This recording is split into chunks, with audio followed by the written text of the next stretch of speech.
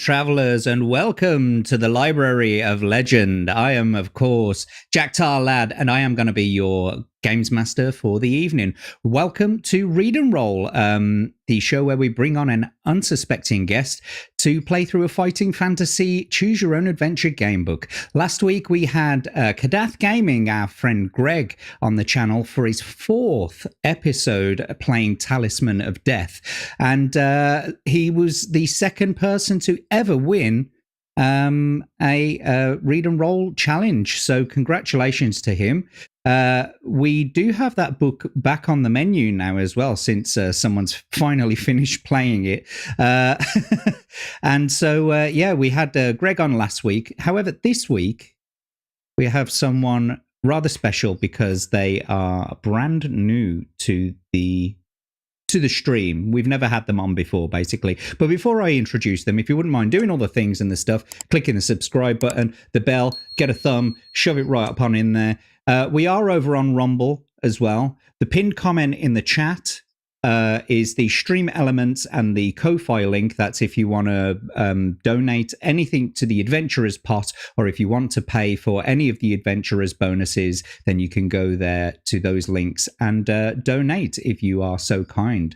However, this week we have someone who is, some people say that he is a giant. Some people say that he is a kaiju supreme. He is a self-confessed man of 1,000+ animes. He is a man who knows very much about anime indeed. He is one of the, is it a co-host? Yes, I'd say a co-host of Anime After Dark. He's also one of our regulars on the Hump Day Chinwag. You all know him. You all love him. It's our man, Hanayama-San.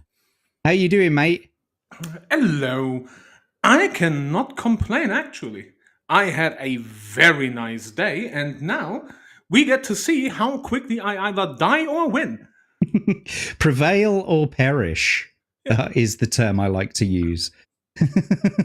Get good or die trying. Exactly. That's the name for the game today. So, yeah, you've had quite a successful day. You've got a load of things done, and there's a lot of happiness going around in the sense of Schadenfreude, let's say. Just a tiny bit. Like, shall we indulge chat in the, to me, funny, but for everybody else, sad news? Let's go for it. Yeah, because before the stream started, I told Jack that in case you haven't heard, Take-Two and Rockstar Games have announced that GTA 6 got delayed again. And is now scheduled for November 19th next year. And that is only the console port, mind you. The PC port is still roughly a year after that. So that is not happening until 27. You see this beard here, I have salt and pepper in my beard now. When they announced GTA 6, I didn't have any white in my beard at all. By the time it releases, this is going to be full Santa Claus mode. Santa Jack. Yes, exactly. Before we get into the adventure, let's say hello to some of our lovely peoples in the chat. We've got, can you guess? You see, that was a Freudian slip, that was. What? Can you guess, Hanayama, who the first person in the chat is? Yeah, it's even though I just Legatus. said it. It's always Legatus. Of course it is. Legatus is the first in every stream ever. Every single stream. Some people say he's a good mod. I say he's the best mod. So welcome to the stream, Hanayama. And we've also got the Eclectic Goat. Damn it, why is it so late this week? I have anger issues to expose it. I don't know. But it's the same time as usual, Goat. I always stream at 10 o'clock British time.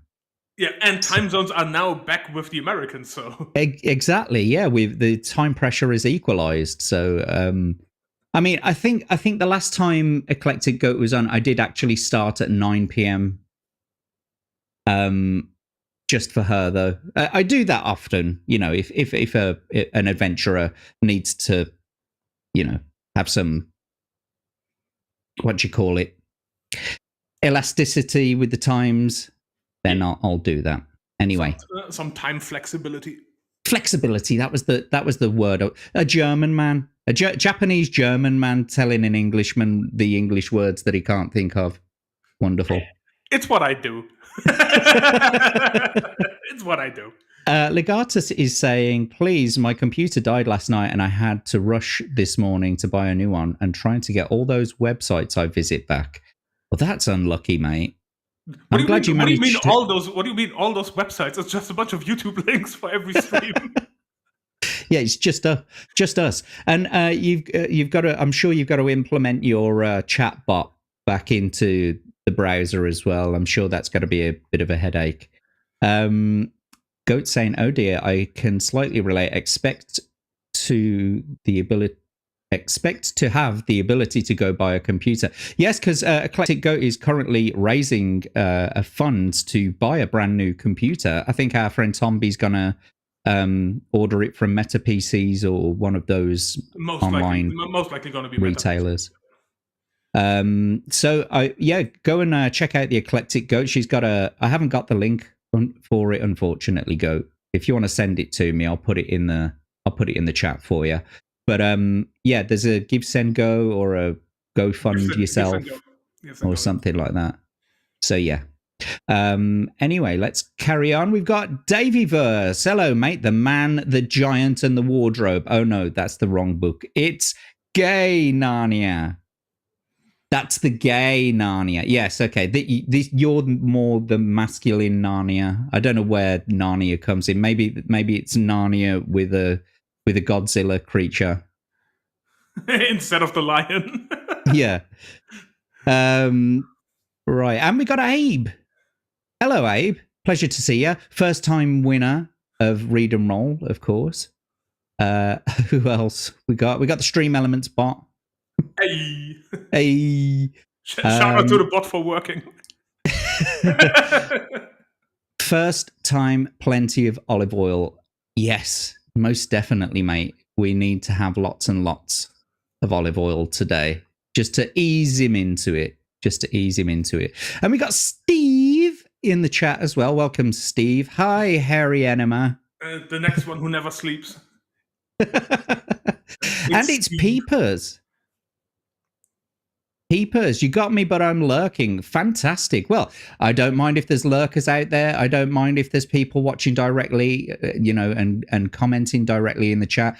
As long as you're here and you're enjoying the show, then thank you for being here. Even if you don't enjoy the show, but you still stick around, then thank you. That's still appreciated. Yes. We've caught up with chat for now. So I thought we might go over to the game mode and see about getting into game. So here we go. Got a new layout. Kind of. It's kind of similar, but I've fancified it a bit. Can you tell the difference? Sometimes that's all you need. You can't tell the difference. No. I worked really hard on this. No, I didn't. But I would say the sheet looks more clean. If that makes sense. It is clean at the moment because you haven't filled it in. No. In terms of how the sheet is presented, like the overall aesthetic is the same, but it looks more crisp. Is more the better word. Yeah, so I changed the overlay and I've organized it just a little bit better so everything fits nicely on the stream. On the screen is what I meant to say.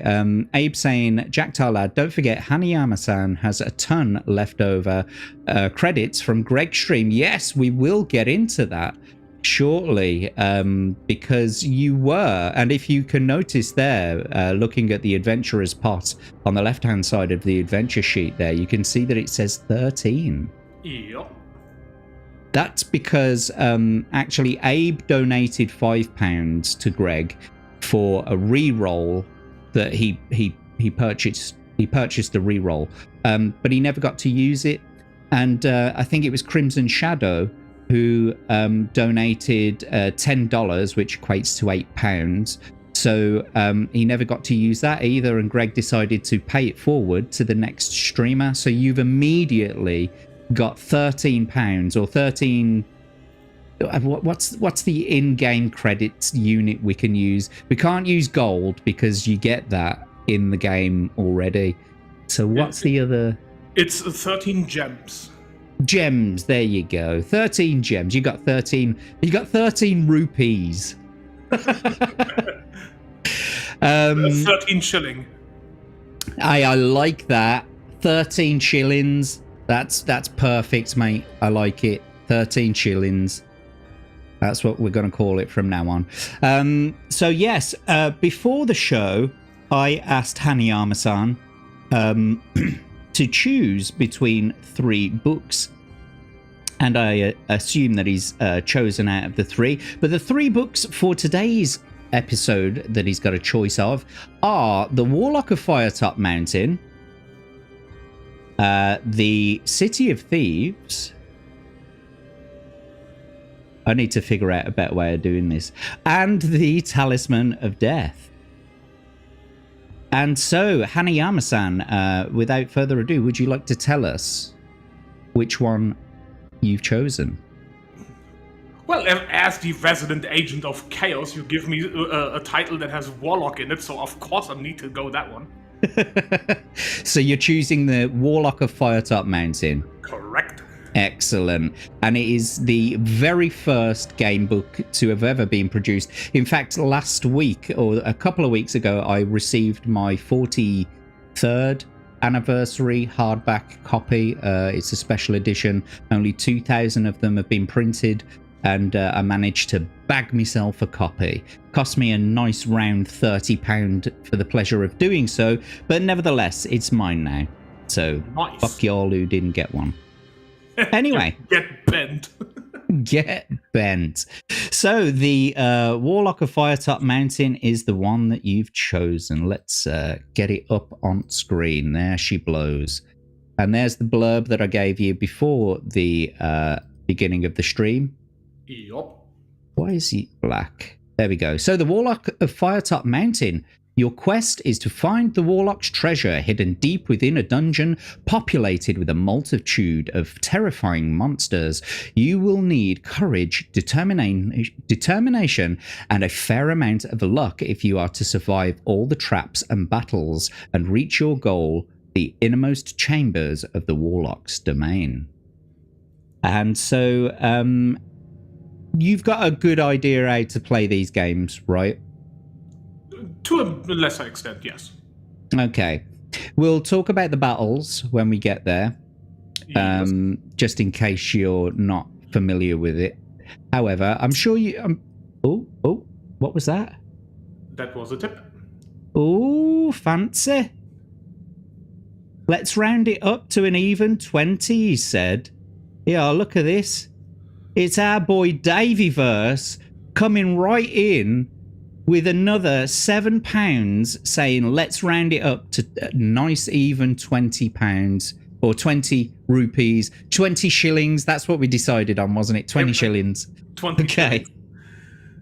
So yes, Davyverse, thank you so much for the donation. £7 is going in the adventurer's pot. In fact, we'll bring it up now and do it right now. Why wait? So thank you so much, Davyverse. Your generous donations always go to greasing the gears of this channel. And so here you go, mate. 20 shillings right off the pot. There you go. Lovely stuff. So do you understand about the adventurer's pot? Those shillings can be used to buy the adventurer's bonuses, basically. Yeah. Okay. Have you got some idea as to what they are? I know a few of them, but by far not all of them. Okay. Well, in the description of the video below, I'm not asking you to go over there right now and do it, Hanayama, but anyone who wants to see the list, it's in the description of both the Rumble and the YouTube stream. There's a full list of things that you can purchase for the adventurer, or of course, as Davey Verse did there, he donated £7 and gave nothing in particular as to what he wanted to buy, so it goes directly into a pot that the adventurer can draw from. And so £1 gives 1 provision or 2 gold. £2 gives 1 random potion with a 1 in 6 chance of a luck potion.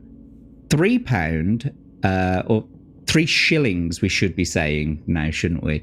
3 shillings gives 1 potion of choice, but you still have to roll a 6 for a luck potion.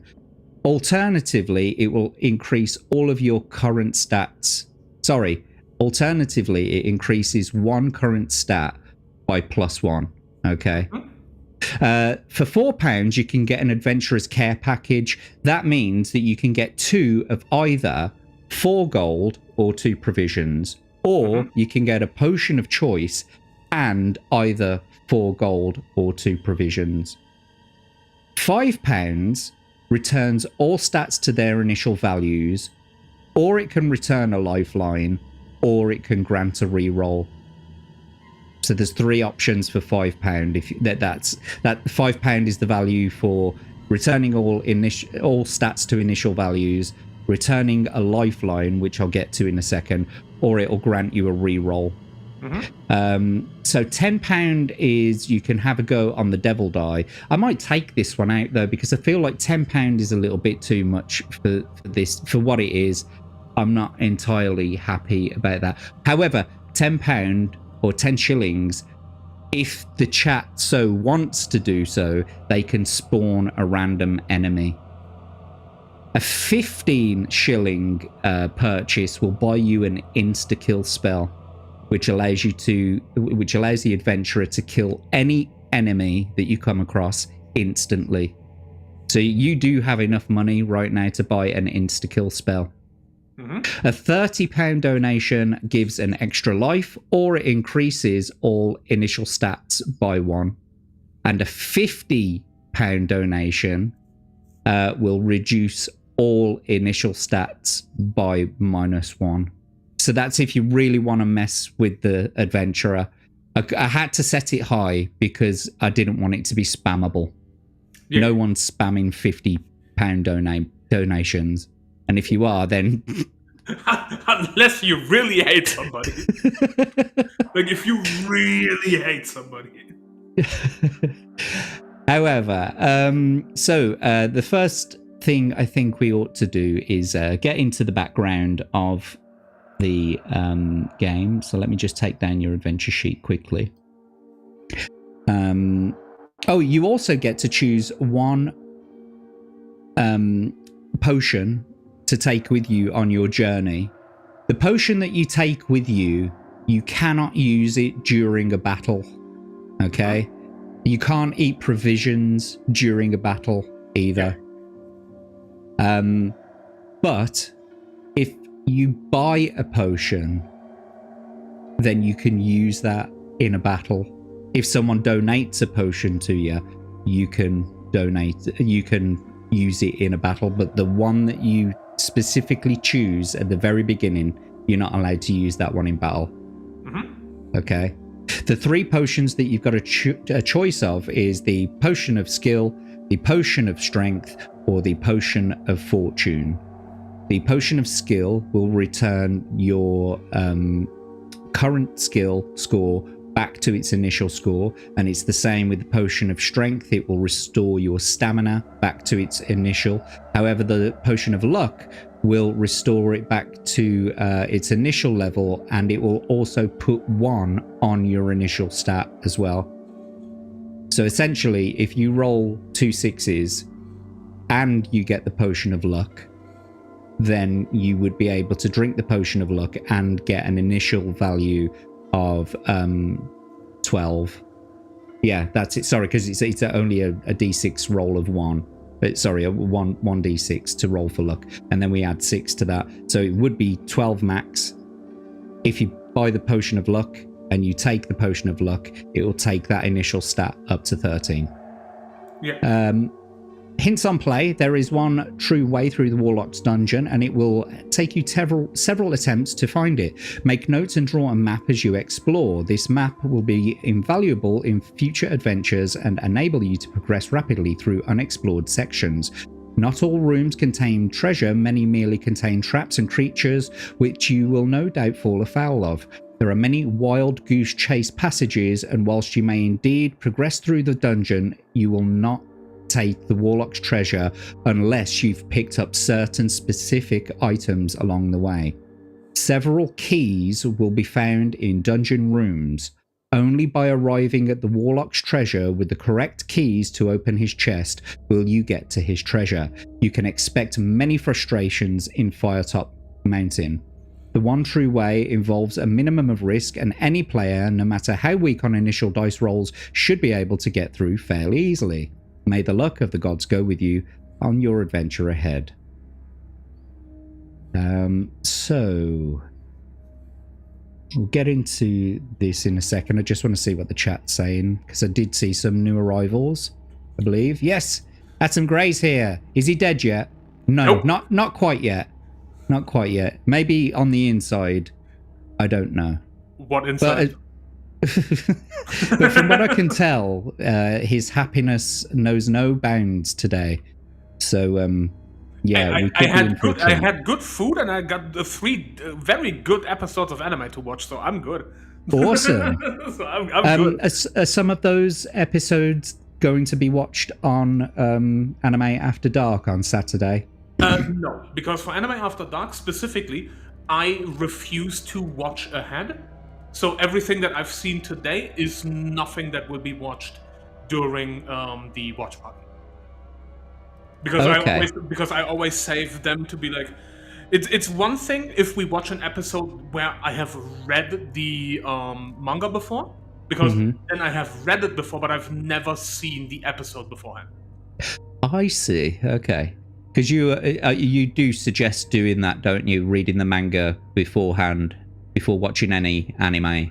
It depends, because to me, when a new manga comes out that I can read that has because I'm fairly lazy when it comes to reading anyway. So if I read a manga that is good in it, I have great fun reading it. It keeps my attention going. Then I will continue reading it. However, between a manga starting and to that manga the initial anime starting, there can be years, even up to a decade apart.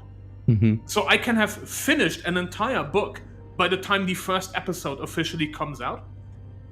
And so it's always like, do you need to have read it before? Not necessarily. It helps to spot differences in the adaptation of it. Yeah. But it's like, if you have never read The Green Mile, would it matter to if you watch the movie? Not necessarily. No, you're absolutely right. I think that Uzumaki, for example, that was almost shot for shot the books. Yeah, specifically episode 1, because the later ones were like, And so you could have literally just watched the anime and completely missed out the books, because it's all shot for shot. But then there's some of them where they do completely miss out a whole bunch of stuff that would be relevant. Yeah. And they change it up as well, like Solo Leveling. You were telling me about Solo Leveling. They changed it up.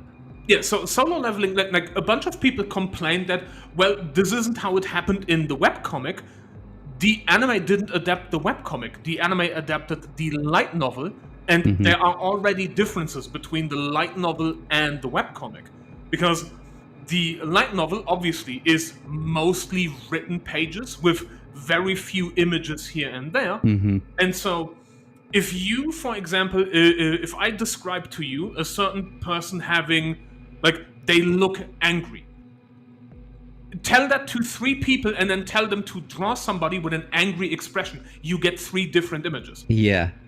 So the idea of what you have in your head is not the idea that I have in my head. So if you now then read or have seen the webcomic and then you watch the anime, the animation team has a different interpretation of what an angry expression on a certain character looks like. And now you have discrepancies.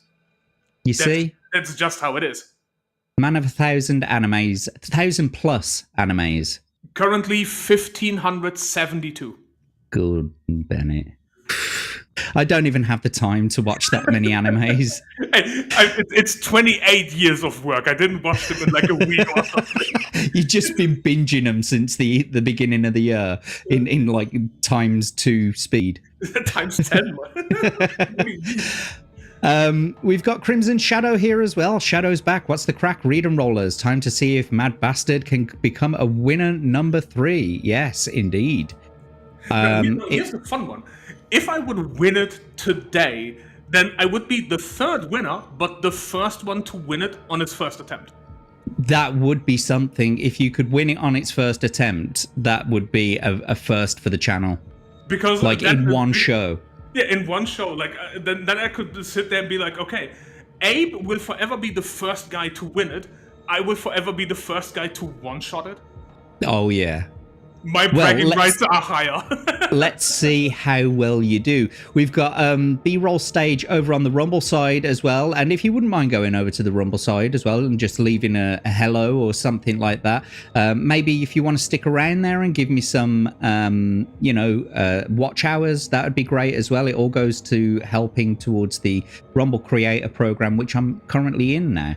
And he's over there saying like and repost. And yes, if you could like the stream over on Rumble and repost it, of course it'll help to build those algorithms. So yes, and Abe is responding to you with his pfft. I think he did a fart. It's one of those noiseless farts. Most likely it's just gas. What's that? I can't even see what they are. I can see that one is dice. Yeah, what's the other thing? One is a die and the other one looks like a stack of books. Oh, yes, that makes more sense now. I don't have very good eyesight. So, yeah. Even though I've got a big 52-inch screen in front of me, I still can't see what those are properly. Clearly, anyway, you need a bigger screen then. You know what?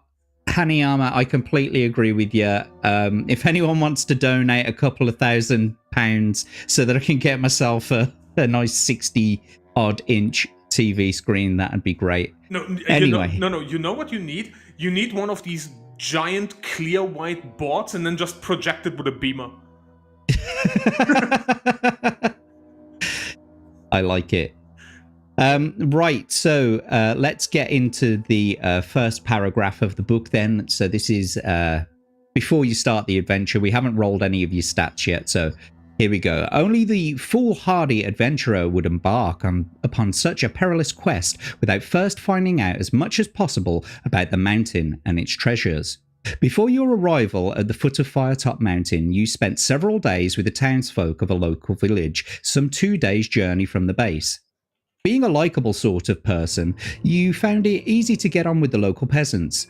Although they told you many stories about the mysterious Warlock Sanctuary, you could not feel sure that all, or indeed any, of these were based on fact. The villagers had seen many adventurers pass through on their way to the mountain, but very few ever returned. The journey ahead was extremely dangerous, that you knew for certain. Of those who returned to the village, none contemplated going back to Firetop Mountain. There seemed to be some truth in the rumour that the Warlock's treasure was stored in a magnificent chest with 2 locks, and the keys to these locks were guarded by various creatures within the dungeons. The Warlock himself was a sorcerer of great power. Some described him as old, others as young. Some said his power came from an old enchanted deck of cards, others from the silky black gloves that he wore. The entrance to the mountain was guarded by a pack of warty-faced goblins, stupid creatures fond of their food and drink. Towards the inner chambers, the creatures became more fearsome. To reach the inner chambers, you would have to cross a river. The ferry service was regular, but the ferryman enjoyed a good barter, so you should save a gold piece for the trip. The locals also encouraged you to keep a good map of your wanderings, for without a map, you would end up hopelessly lost within the mountain. When it finally came to the day of your leaving, the whole village turned out to wish you a safe journey. Tears came to the eyes of many women, and young and old alike. You couldn't help but wonder whether they were tears of sorrow shed by eyes which would never see you alive again. Now turn over.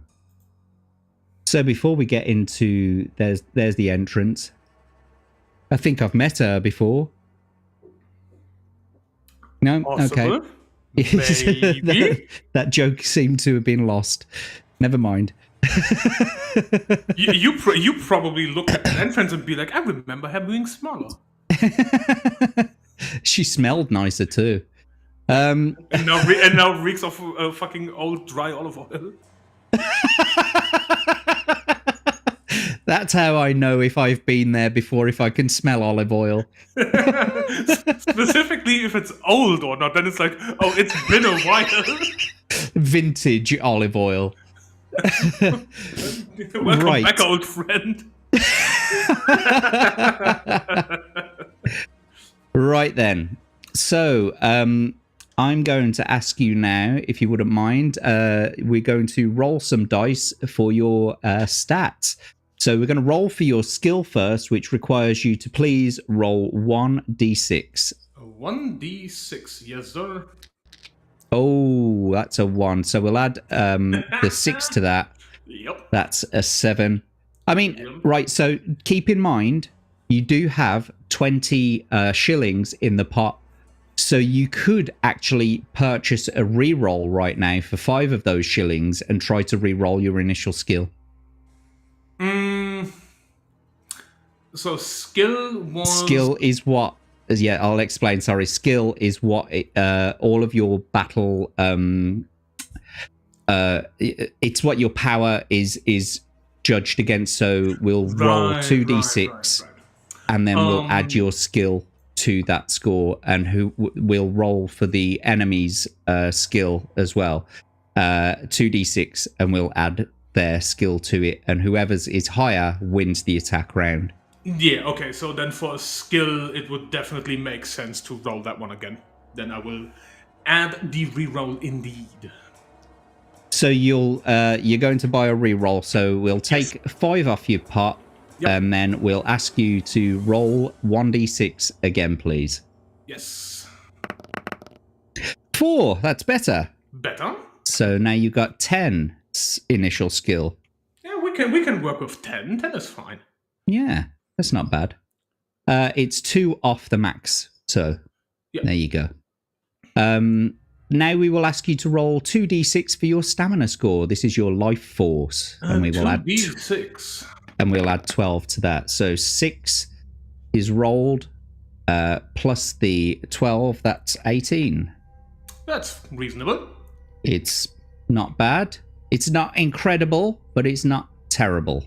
So you should still be good. Yep. Now, keep in mind, this is the adventure where Paul Hadouken got lost in the maze of Magor, which is right in the middle of the mountain. Basically, it's right in the depths of the dungeon. It's full of secret passages and left turns and right turns, and you end up not knowing where you're going. Yeah, and we will see, because I told Jack this beforehand. I refuse to draw a paper map because I constantly flex how good my memory is, and I'm like, okay, this is the perfect skill check to be like, now you all get clowned, or I just die horribly and we fucking fail forever. Well, we're going to ask you now to roll 1d6 for your luck score. Yes, sir. Not bad. Not bad. So that's 8 total. It's 2 rolled plus the 6 that you've got there. You've also got 3 lifelines. You can, the most important of all is the backtrack. If ever you make a choice and you want to go back a paragraph and choose again, that's what you would use your backtrack for. The other 2 are ask the audience or phone a friend. Ask the audience means that you will put a poll in the chat, and you can see what decision the chat would make as a collective. And phone a friend is basically you get to ask one person what they would do in your position. So those are your lifelines. You've got 10 provisions. Each provision gives you 4 life force. And so, yeah, you can use those. And I also need you to choose which potion you want to take with you. Either the potion of skill, the potion of stamina, or the potion of luck. The luck potion. Okay. Good choice, in my opinion, in any of these adventures. Because you get that extra one when you drink it. So, potion of luck. There we go. Lovely. So your stats are rolled. Your potion is chosen. I guess we're ready to get into the adventure. But before we do, let's just see what you're saying in the chat. That's an accolade yet to be won yet, Hanayama. And then he's saying, fuck, I used yet twice. It's all right, mate. I think Atom actually says this later. He says, you're fired, Shadow. I was never even employed, Atom. Yes. And here he is. I think we're fine on grammar. Jack can barely read. I can read just fine. Okay? My reading ability is not the problem. What the problem is that I can hear myself half a second in my headphones as I'm reading. And so I'm speaking the words, I can hear them in my head, and then I hear them half a second later in here, and also I'm reading ahead of my words. So that's why I often get, befuddled. And Atom Grey is also asking, if you wouldn't mind, please share this fundraiser. Times are hard, and they need some help at the moment. Working as a streamer can be difficult sometimes. You've got to do things like, keep the power running, all those sorts of things. So if you wouldn't mind following that link in the description, and either share it on your socials, or even if you can donate directly, they would be very grateful. So please, do as much as you can. Sir Paul of Analysis Paralysis. Okay. I don't think I get it. I think you're the one who's sacked. No, Etam. Oh, good lord. Oh, check it out. And there you go. He's saying thank you, Jackie. No worries, mate. Anytime. But Crimson Shadow coming in hard with $10 dibdobs on the Rumble side. Thank you so much, Crimson Shadow. He's saying, here you go, you maddie. This is for you, Hanayama-san. It's going into your pot. Currently, the chilling list. Yes.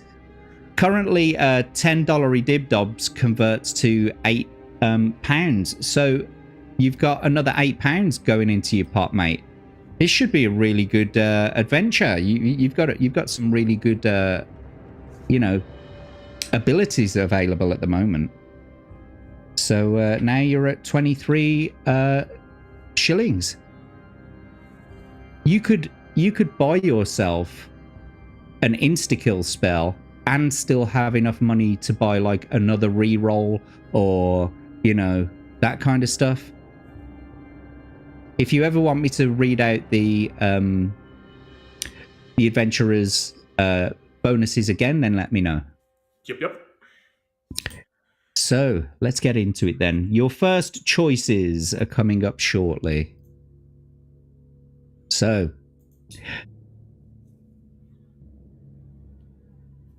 at last, your 2-day hike is over. You unsheath your sword. You'll lay it by your side. I'm going to mess this up totally now. You unsheath your sword, lay it on the ground, and sigh with relief as you lower yourself down on the mossy rocks to sit for a moment's rest. You stretch and rub your eyes and finally look up at Firetop Mountain. The very mountain itself looks menacing. The steep face in front of you looks to have been savaged by the claws of some gargantuan beast. Sharp, rocky crags jut out at unnatural angles. At the top of the mountain, you can see the eerie red colouring, probably some strange vegetation which has given the mountain its name. Perhaps no one will ever know exactly what grows up there, as climbing the peak must surely be impossible. Your quest lies ahead of you. Across the clearing is a dark cave entrance. You pick up your sword, get to your feet, and consider what dangers may lie ahead of you. But with determination, you thrust the sword home into its scabbard and approach the cave. You appear into the gloom and see dark, slimy walls with pools of water on the stone floor in front of you. The air is cold and dank. You light your lantern and step warily into the blackness. Cobwebs brush your face, and you hear the scurrying of tiny feet, rats most likely. You set off into the cave. After a few yards, you arrive at a junction. Will you turn west or turn east? We will turn west. Okay. So that's what you got when you turned west. Oh, and just to close it out on the donation, which I forgot. Thank you so much for the donation, Crimson Shadow. The donations that we receive go to purchasing all sorts of different things for the show. And in fact, that is actually something that I forgot to mention right at the beginning of the show. I did show them off last week on Greg's show, but I've actually bought some full high-resolution game maps for some of the adventures that we play. Not all of them are available. However, what I'm going to ask the chat, or anyone who views after the live stream, if you would leave a comment down below. We're not going to be using those maps today because it's something that I want to monetize in the future. But what do you think is a fair price? Like all the monetization options that I have that the adventurer can buy from. What do you think is a fair price to give them a map for? They can buy a map for a certain price. Or perhaps we could do it in a completely different way where they get to buy the map for a low price, but they don't get to see all of the map, for example. And if they want to see more of the map, then they have to spend, you know, smaller amounts to unlock certain parts. So let me know in the comments down below in the you know, below the description, what do you think is a fair price, and should we do it full map way or should we like microtransaction it? What do you think as the viewers? I'd be very grateful if you could let us know. Anyway, and you got raided on the Rumble side by Tomby. Oh, wonderful. Thank you so much for the raid, Tomby. Good to see ya. Tomby has raided the stream. He certainly has. Welcome to the show. Rockefeller Plaza's here as well. Tomby, thank you for joining us. And Rockefeller Plaza, good to see ya. Yes, we've got maps. I've downloaded maps. Not them kinds of maps. Atom saying all or nothing with the map. Don't mince about. If you want to leave it in the comments below the stream, that'd be great, because I'll read it later. I don't often read the live chat after the show, you see. But if you want to leave it as a comment down below rather than in the chat, I'd be very grateful for you doing that. Anyway, so you turned west, Hanayama, and here we go. There is a right-hand turn to the north in the passage. Cautiously, you approach a sentry post on the corner, and as you look in, you can see a strange goblin-like creature in leather armor. It's asleep at its post. You try to tiptoe past him, so now it's asking you to test your luck.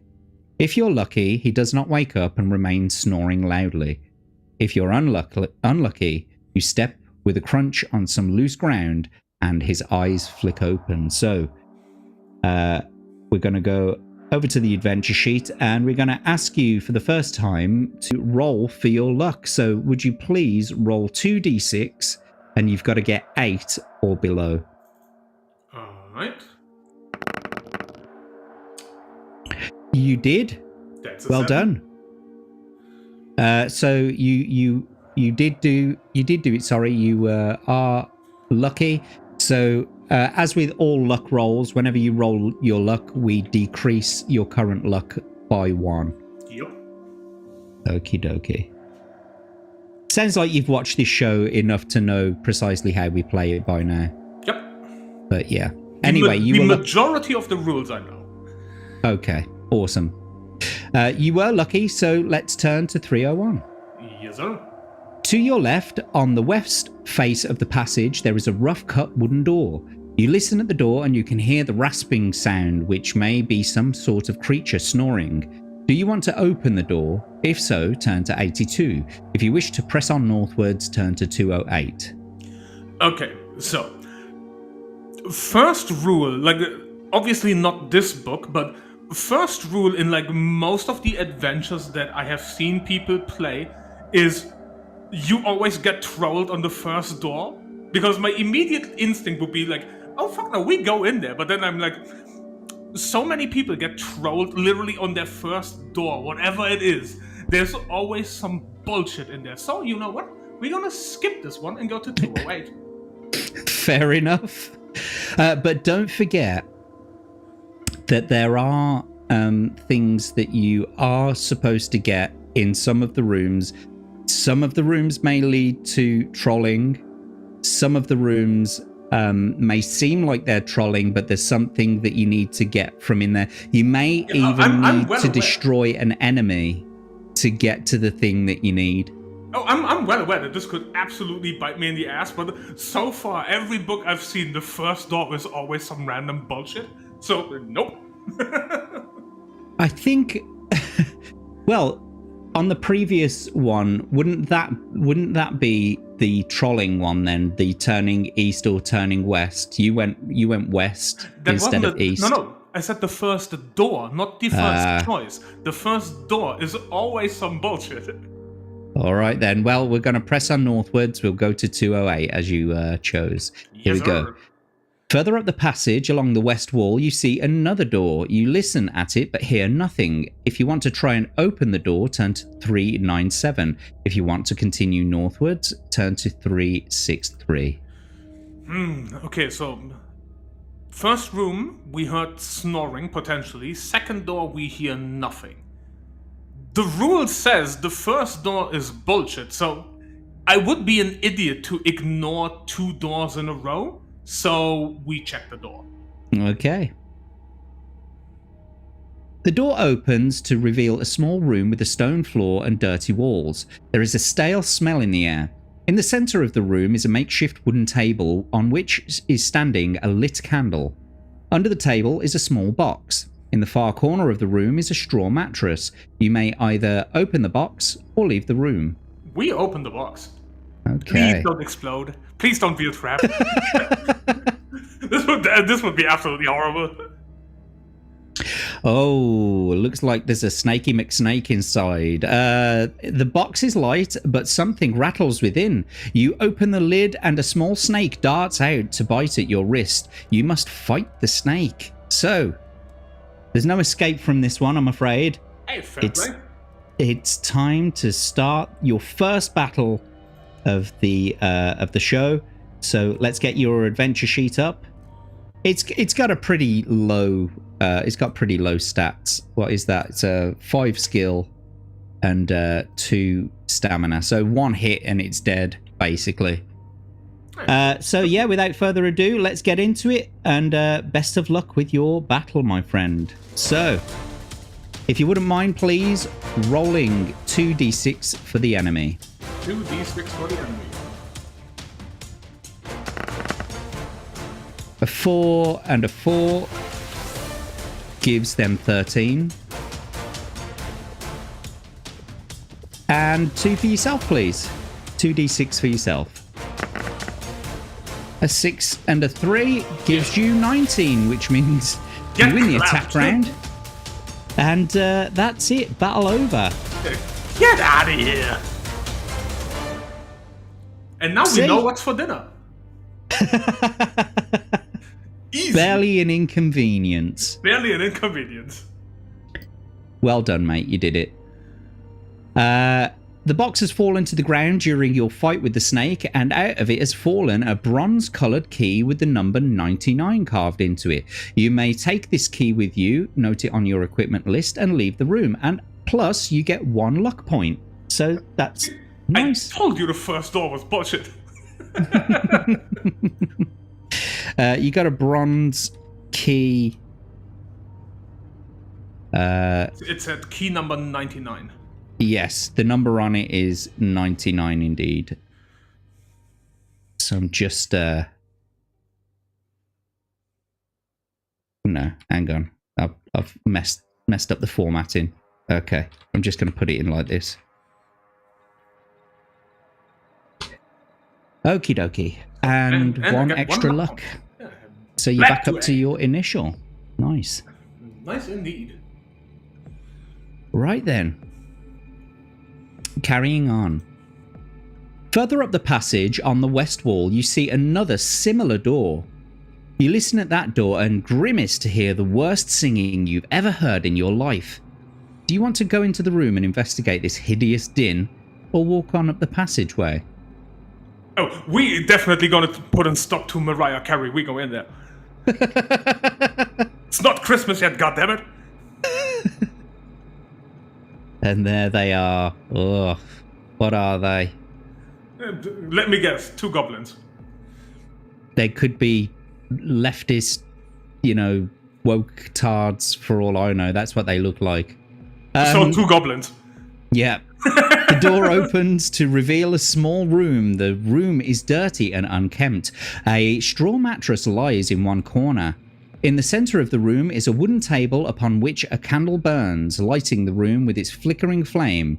A small box rests under the table. Seated around the table are 2 small creatures with warty skin dressed in leather armor. They are drinking some sort of grog, and by the way that they stagger to their feet on your arrival, you assume that they are very drunk. You may either draw your sword and leap forward at them, or slam the door quickly and run on up the passage. There's a box under the table. We fighting them. Okay. There is loot to be had. There is most definitely loot to be had, but will it lead to a battle? Watch it. There's another snake in there. It looks like we got another battle coming up. The 2 drunken orcs you now face are obviously startled at your entrance, and as quickly as they are able, they fumble around their weapons. You must attack each one in turn. Their drunkenness allows you to add 1 point to your dice roll when rolling to work out your attack strength during each attack round. If you win the battle, we'll turn to 378. However, if you wish to escape during the battle, we can do so by turning to 42. However, escaping from a battle will cause you to lose 2 stamina points. Now, okay. we fighting in here. Okie dokie. Let's get on with it then. Let's bring up your adventure sheet. And let's add those stats. So it's 5 and 5 and 4 and 5. And you also get to add 1 to your skill. So I'm just going to add that extra 1 to your skill score there. Right, without further ado, let's give it a go. Let's get into it. So 2d6 for the enemy, please. Yes, sir. Oof. Ooh, a 6 and a 6. That's a pretty high score. They might be drunk, but they certainly want to fight. Gives them 17. If you can roll 2 for yourself, please. Yep. A 5 and a 1 gives you 17. Also, you've parried blows. Just so that you know, these are already being calculated with the extra 1. Okay, yeah, because you added it in the score. Which is lucky, because if you hadn't got that extra 1, you'd be dead now. Or at least you'd have lost that attack round. Yeah. So anyway, on with the next attack round. 2d6 for the enemy, please. Another relatively high score, set at 16 for them this time. And 2 for yourself, please. A 5 and a 2 gives you 18. You win the attack round. Well done. Good clap. So we'll reduce their stamina by 2. That gives them 3 now. So you can use your luck at this point to inflict more damage on them. If you, I will save the luck for more important rolls. Okie dokie then. 2d6 for the enemy then, please. Yes, sir. A 5 and a 3 gives them 13. Beatable. It is. And 2 for yourself, please. Yep. Nice. It's beatable. That's definitely beatable. 21 to 13. You win the attack round again and will reduce their stamina to 1. Test your luck or carry on. Carry on. 2d6 for the enemy then, please. Yes, sir. A 5 and a 4 gives them 14. And 2 for yourself, please. And 2 for me. Come on. A 5 and a 3 gives you 19. You win the attack round. Congratulations, you've beat the first enemy. And now onto the second enemy. If you can roll 2d6 for them, please. I will gladly do that. 5 and a 4. A lot of 5s and 4s currently. Gives them 13. And 2 for yourself, please. And 2 for me. Nice. Yep. Get shit on. A 5 and a 5 gives you 21 and will reduce their stamina down to 3. Test your luck or carry on. Carry on. 2d6 then for the enemy, please. Yes, sir. A 3 Finally a shit roll. and a 3 gives them 11. And, oh, sorry. 3 and a 3. I did it on the wrong side. Gives them 10. And 2 for yourself, please. 6 and a 2 gives you 19. You win the attack round again. Congratulations. And we'll bring their stamina down to 1. Test your luck or carry on? Carry on. Okay, 2d6 for the enemy then, please. 4 and a 2 gives them 10 again. And finally, I believe this is finally anyway, 2d6 for yourself. That's a 3 and a 2 gives you 16. You win the attack round. You've won the battle. Congratulations, my friend. You did it again. Get out of here. Stupid orcs. Who they think I am? Before we go anywhere, just so that you can see, I'm reducing your skill score back down to its 10 again. But yes, congratulations. You did it. You won the battle. You didn't need to escape. You destroyed those warty-faced bastards. And on we can go. Let's just see what they're saying in the chat, though. Davyverse, bet there's a minigame in there to unlock the Fog of War with the maps. I don't get... am I missing something, mate? Yeah, so you said you have the maps. Mm-hmm. So, but you know, in any game, your map usually has the Fog of War where it's unexplored. Yes. Yeah. Of course. Yes, that's really not a bad idea. Even though Atom might protest at that, I've got to think perhaps of some way of having some Fog of War. Yeah, I don't know. We'll look into it. We'll look into it. We've got some more people coming into the chat as well. Vordleport. Very good to see you. Insert Pokemon sound here. Yes. What was you going to say? For the battle. Yeah. And Star Wars Marvel Purist. Didn't realize this was your channel. Followed. Yes. Nice. Thank you, mate. Good to see you. Thanks for joining us. And Grizzled Entertainment, welcome, my friend. A pleasure to see you here. And also, Paul Hadouken's coming in. Tell Hannah to get fucked. And now I'm going to win this on purpose because fuck you. Yeah, and hopefully he doesn't get lost in the maze of Zagor like you did for forever and a day. For two episodes, I think it was. He got lost in the maze at the end of one, and then he had to try and break out of it at the beginning of the other show. And but one thing I will say for him, he got to meet Zagor. Basically, he got to meet the Warlock. He got to, in fact, he destroyed Zagor. He got to the very end, but he didn't have the right combination of keys to open the chest. Skill issue.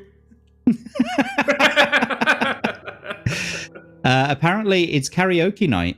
Yeah, for maybe. the two orcs with their horrible singing. But don't worry, we've beaten fucking Mariah Carey. We're safe for Christmas this year. I did it. You booted those wee dicks. Indeed. They got dropkicked. Left the battle without teabagging. You don't know that. It's no skin off my back. I'm a friggin' ghost. Ooh, spoopy. I was a ghost once. Yeah, a force ghost. He didn't give him the pickle. That's right. Paul Hadouken didn't give the warlock the pickle and was not able to open the chest, basically. Anyway, let's carry on, Hanayama, with your adventure. You won the battle, so let's turn to 378. You wipe your bloodied sword on the mattress. The green leaves a slimy stain on the straw. Stepping over the bodies towards the table, you flinch at the foul stench of the creatures. You pick up a box from under the table and examine it. It's a small wooden box with crude hinges. The name Farigo DiMaggio is inscribed on a brass nameplate on its lid. If you wish to open the box, turn to 296. If you would rather leave it behind, we'll turn to 42. Nah, we opened it. Come on, give me the second snake. I want that snake. It's a bigger dinner. What do you mean? The box contains a small leather-bound book entitled The Making and Casting of Dragonfire. You open the pages and begin to read. Fortunately, it's written in your own language and so is probably not understood by the orcs. Otherwise, this treasure would certainly not be as loosely guarded as it was. The book is written in tiny handwriting by Farigo DiMaggio, and it tells the story of his life's work, the creation of the Dragonfire spell, with which to fight evil dragons.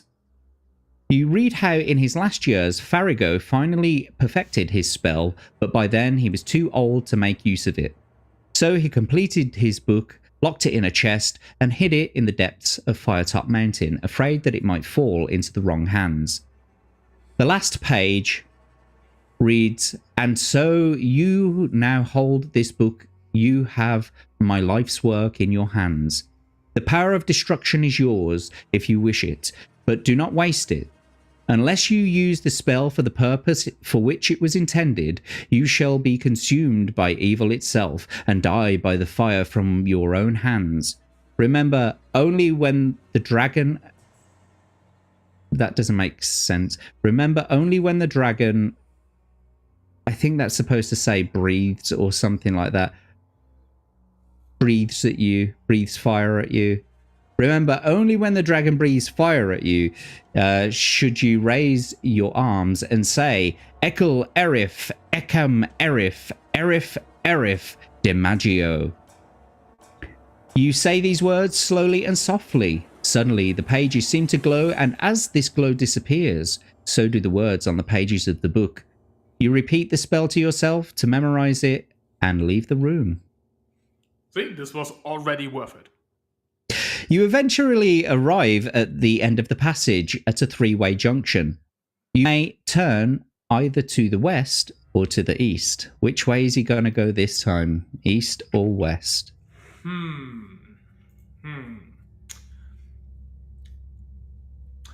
I lean towards east. Okay, interesting choice. East this time. I'm just highlighting some of the chats there, sorry. So, okay, here we go, east, 113.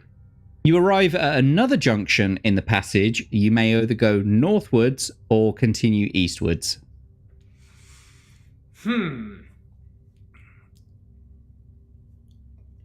So...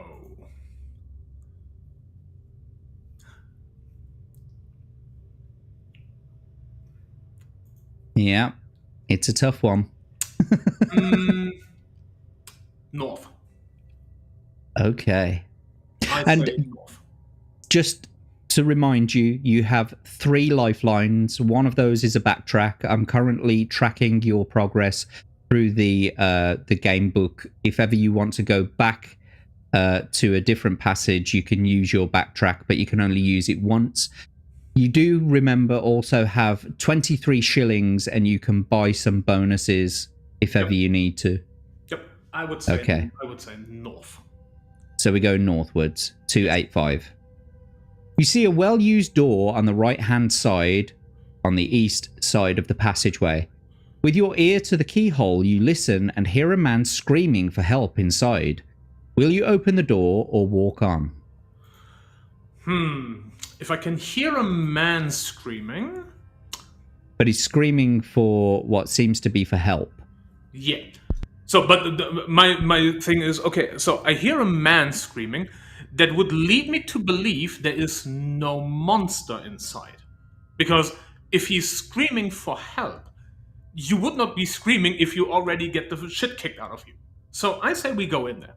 Or maybe he's getting the shit kicked out of him right now. Maybe he's, That would be even better, because then we can sneak attack.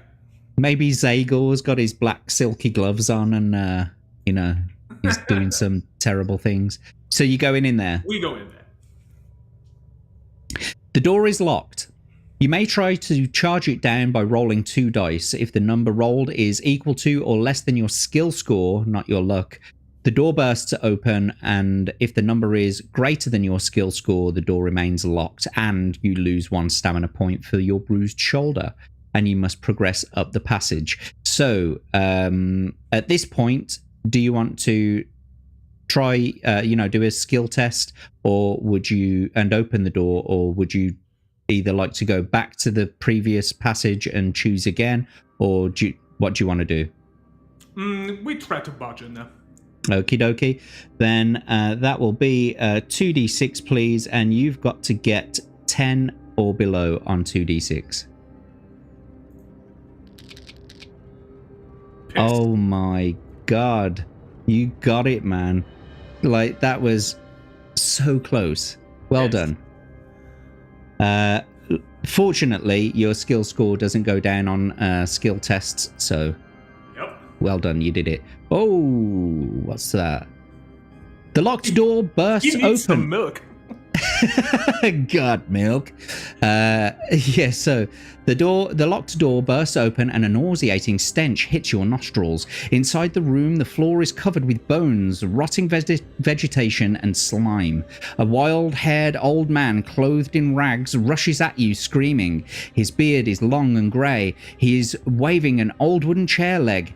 Is he simply as insane as he appears, or has this been some kind of trap? You may either shout at him and try and calm him down, or you can draw your sword and attack him. Shout him down. Okay. You shout, "You are freed, old man!" at the top of your voice. Instantly, his ranting cease. He stops dead in his tracks and sinks to the floor, weeping loudly. As he gradually composes himself, he thanks you many times. You talk with him in the hope of discovering some of the secrets of the mountain, and he begins to tell his story. Many years ago, he was an adventurer like you in search of the warlock's treasure. He was captured by the orcs and thrown into this solitary cell as some sort of pet for the creatures. You ask whether he would like to accompany you into the mountain, but he simply wants to leave and see the world again. You ask him for advice, but he says he knows little. He advises you to pay your respects to the boatman. He tells you that you must pull the right-hand lever on the wall ahead to open the iron gate at the end of the passage. He also learned that the keys to the boathouse are guarded by a man and his dog. You shake hands and leave the room and go your separate ways, and we can add one luck point. However, looking at your luck, it's already at its maximum, so I can't really add any more, unfortunately, to that. However, congratulations, you've freed the man, and pay attention to what he said. The right-hand lever, where was it? It was the right-hand lever, yeah. And he advises you to pay your respects to the boatman, and he learned that the keys to the boathouse are guarded by a man and his dog. Yep. Okay. Right, turn to 314. Further up the passage, you see a door in the east wall. You listen hard, but you can hear no sound. Do you want to open the door and investigate, or would you rather continue up the passage? Mm, we're gonna be a little bit risque and say we press on. Okay. On the east wall of the passage, you see another door. This time made of solid metal. Listening at the door, you hear the sound of tortured screams coming from within. If you wish to try opening the door, turn to 102. If you decide to ignore this room and continue up the corridor, turn to 303. So it's a solid metal door, meaning there is most likely not really a chance to break it. Who knows? You could also backtrack to the previous and have a look at that other door if you wanted. So no. Here's my thinking. So if it's a solid metal door, it's most likely not going to be that easily broken. Now we have a key. We have a bronze key. That's right. But that might be the key we later need. So I'm unsure if wasting a key would be wise at this point. So I'm gonna be risky again, and I swear to God, if this comes back to bite me in the ass, it's my own goddamn fault. I say we ignore the door and press on. Let me just caveat that with the majority, if not all of the keys that you pick up, I believe they're meant to be used on the chest at the end. I don't think any keys that you pick up open any of the doors in this adventure. Then we press on even harder. Okay. makes that even better. Right then. So, there's that big old portcullis door, 2 levers. You arrive at the end of the passage where it meets another going east to west, but an iron portcullis blocks your way and no amount of charging is going to budge it. On the wall to your right are 2 levers, and it seems likely that these levers have something to do with raising the portcullis. So do you wish to pull the right lever or the left lever? Now, just because that madman said it was the right lever, it might not be. That is correct. It might not be, but he can also be right. So I say we try the right lever. Okay. You hear a deep rumbling noise and the ground begins to shudder. Slowly and noisily, the portcullis rises into the ceiling. You may now walk to the junction. Will you turn west or east? Well done, by the way. So,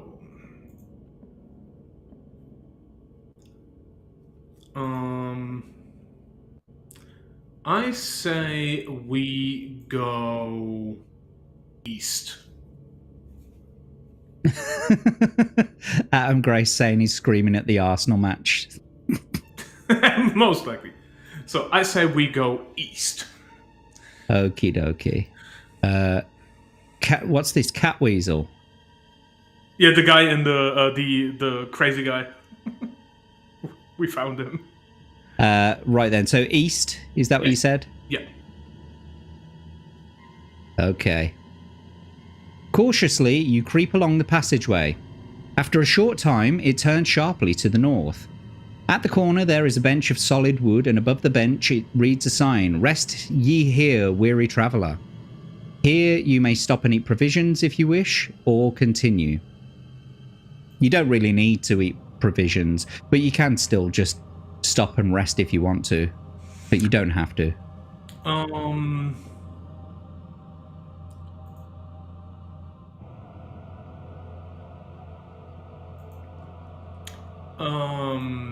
I mean, would it do anything even if I don't eat the provision? Like, would that even do anything just to take the rest?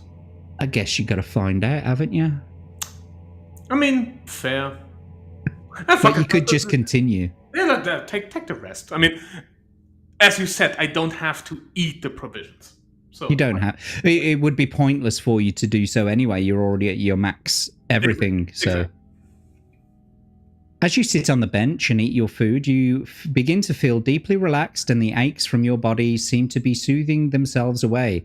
This resting place is enchanted. You may restore 2 additional stamina points as well as the normal amount, but only if this does not exceed your initial stamina score, and restore 1 skill point if they've been lost. When you're ready to continue, move along the passage and turn to 367.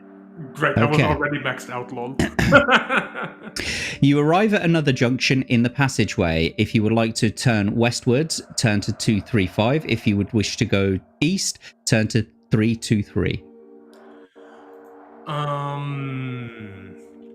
So I would say, I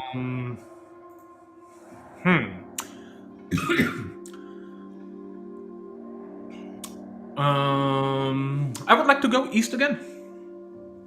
East again? I would like to go east again, indeed.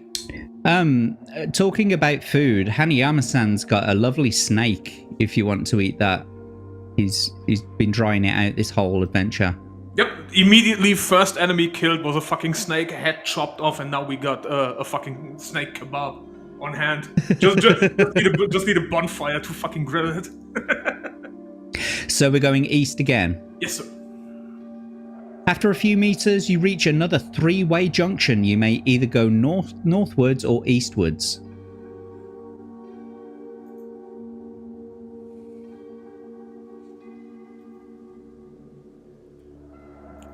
So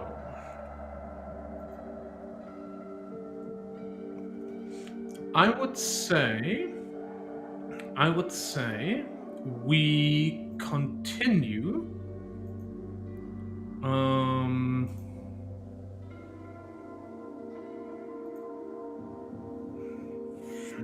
So I would say we continue to go east.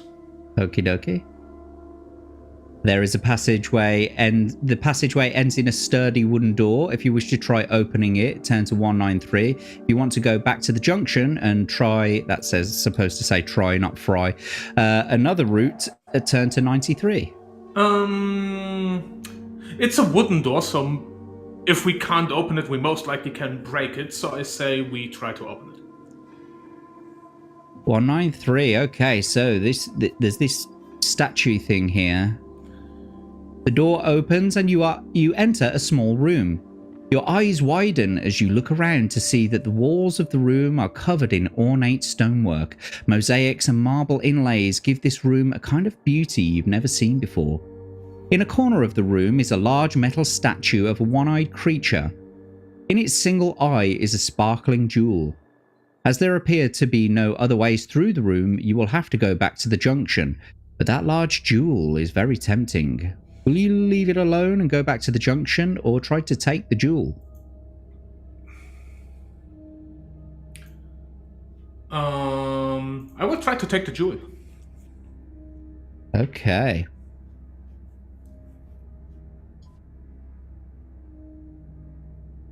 You approach the statue cautiously. A scampering you make. Wait, that does a scampering you makes you flash. That doesn't make any sense.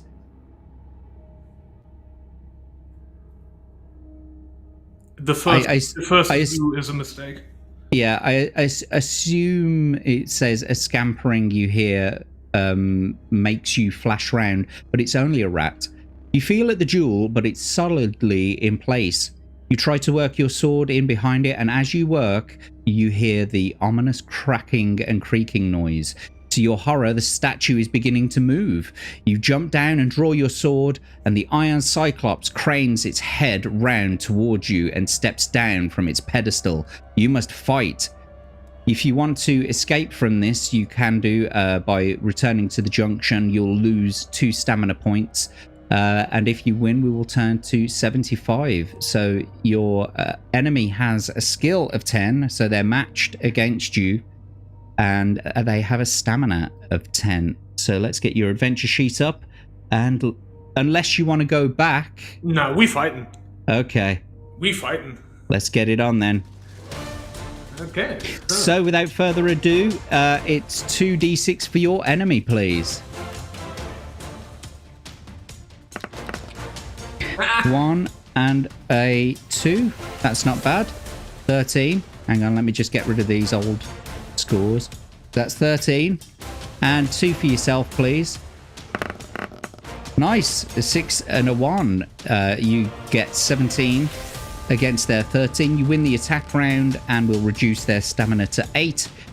Would you like to test your luck or try again? Oh, sorry, carry on. I will carry on. Okay, 2d6 for the enemy then, please. A 2 and a 2. Gives them 14. That's a nice low score, I guess. 2 for yourself, please.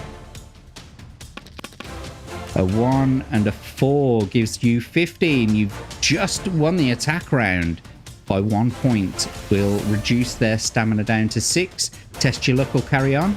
We carry on. 2d6 for the enemy then, please. 2 3s. They seem to be growing in number as you roll for them. However, that gives them 16. And 2 for yourself, please. Nice. Get bent. 6 and a 5 gives you 21, easily beating their 16. Will reduce their stamina down to 4 now. Test your luck or carry on. We carry on. 2d6 for the enemy, please. A 4 and a 1 gives them 15. And 2 for yourself, please. A 5 and a 3 gives you 18. Get bent again. Only 2 stamina points to go now. Congratulations. Let's see if you can win it. Now, if you tested your luck right now and you were lucky, you would wipe him out because we'd take those extra 2 stamina points away. So would you like to test your luck or carry on? I would keep the, I have learned from previous adventures that keeping your luck might be a wise idea, so I would just beat him the old-fashioned way. Very good. Then 2d6 for the enemy, please.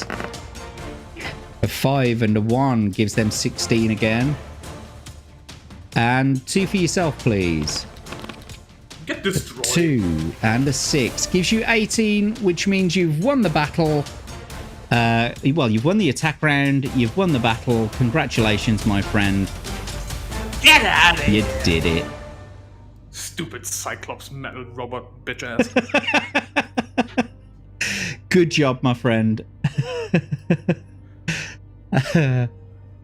Right. Well done, mate. You did it again. We'll be moving on shortly. I just want to read some of the chats. Fry another root. Bake it. Saute it. Yes. Exactly. French fry. Just like that Mexican pizza, it looked like some puked on it and added toppings. I assume that's in reference to something else. Yep. That also describes my nachos.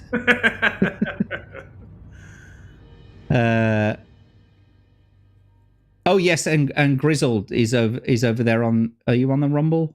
Oh no, but nevertheless, go over to the Rumble side. Leave me some chats over there as well, if you wouldn't mind, and some viewing hours. Let's get ready to rumble indeed. Yeah, and I rumbled.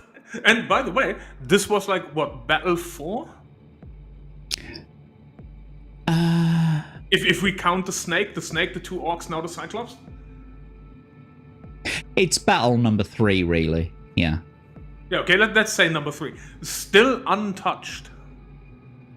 Exactly. Not a single scratch on you so far. Don't jinx it though. Don't jinx it. Now that I've said it, obviously the next enemy is just going to hit me. It's just like that's how it is. Adam Gray over on the YouTube side saying it's going to be halibut. You're going to poach it for the halibut. Yeah. And he's also saying over on the Rumble side, it's lonely over here. Yeah, it sure is. Although you've got 6 people watching with you over there on the Rumble side. So yeah, go and do those things. Anyway, you won the battle. Well done. Oh, we got Biscuit. If you're on YouTube, quit being a cigarette and get here on Rumble. Exactly. Welcome to the stream, Biscuit. It's good to see you. Thank you. That's October. No, sorry. Yeah. No, wait. No. September 2025 chat battle winner. Biscuit right there. If you haven't seen chat battle on a Monday, you should go and check it out on my channel. Obviously not during this extreme. But nevertheless, let's carry on. So you won, so let's turn to 75. Indeed. You sit back and rest from the exhausting battle. You may eat provisions here. You prize the jewel from the still statue. It's heavy in your hand and is worth 50 gold pieces. You put it in your pack, and as you explore the room and the statue, you notice that one of its breastplate sections is loose. When you open this, a small key is inside. You examine this and you notice that the number 111 is on it.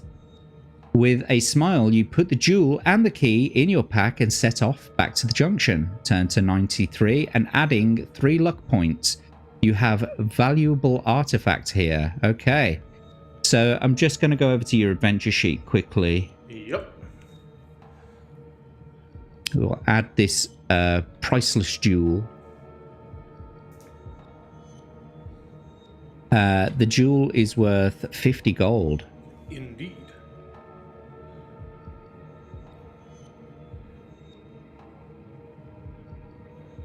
That's a pretty sweet haul. Oh, actually, got to put the key, haven't we? Yeah, and we got a small key of unknown metal. Small key with the number 111 on it. It's adamantium. It's made of adamantium. Right, so let's turn to 93. Yes, sir. You arrive back at the junction, and this time you turn northwards. Oh, good gosh. The passage ahead ends at a sturdy door. You listen, but hear nothing. You try the handle, it turns, and you enter the room. As you look around, you hear a loud cry from behind you and swing around to see a wild man leaping towards you, wielding a large battle axe. He is a mad barbarian, and you must fight him. Well, fucking hell. Straight into another battle. There is a door in the north wall opposite through which you may escape during the battle. You'll lose 2 stamina points, of course. If you defeat the barbarian, turn to 273. However, this barbarian has a skill of 7 and a stamina of 6. So let's get your adventure sheet back up. And let's start a brand new battle, I'm afraid, mate. Hey, easy. It's the next one that's gonna get his ass beat. This could be the one, mate. And don't forget, you've still got 23 shillings in your adventurer's pot. Correct. So, anyway, best of luck. Without further ado, roll 2d6 for your enemy, please. Nice. Snake eyes. That's how it's done. Gives them a roll of 9. And 2 for yourself, please. Nice. Yeah, okay. That is truly overpowered, underpowered, rumbling free. There you go. So well done. You win the attack round, and we'll reduce their stamina to 4. Continue with your attack round or use your luck. We continue attacking. Okay, 2d6 for the enemy. There we go. 6 and a 2 this time gives them 15. And then 2 for yourself, please. A 4 and a 3 gives you 17. Well done. You win the attack round, and we'll reduce their stamina to 2. Yep. And then we do the final attack round, most likely. Hopefully, please. Hopefully. 2d6 for your enemy. Ooh, that's a bit higher. Oof. 18.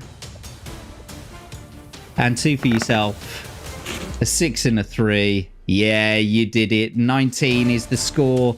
You barely did it, but you did it nevertheless. Congratulations. Battle over. Get out. You did it.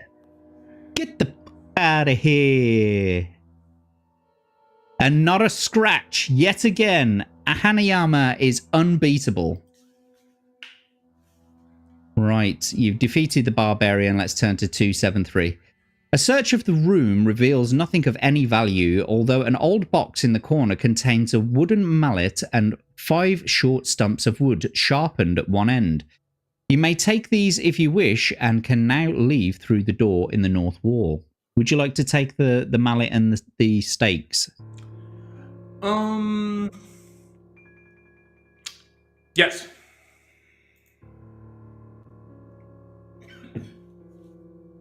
You all right there, mate? You need to stop smoking, I think. I would have to start first to stop, actually.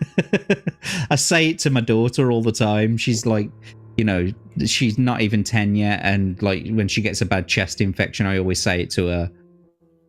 Obviously, there's no way unless she is smoking behind my back. Right then, so 189. The door opens into a short corridor which ends several meters ahead at another door, similar to the one you've just come through. You listen and hear nothing.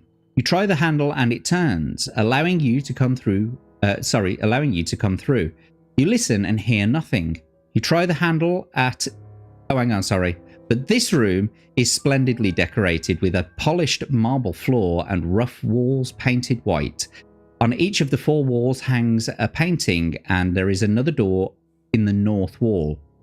You can either go straight through the room, or you may stop to look at the paintings.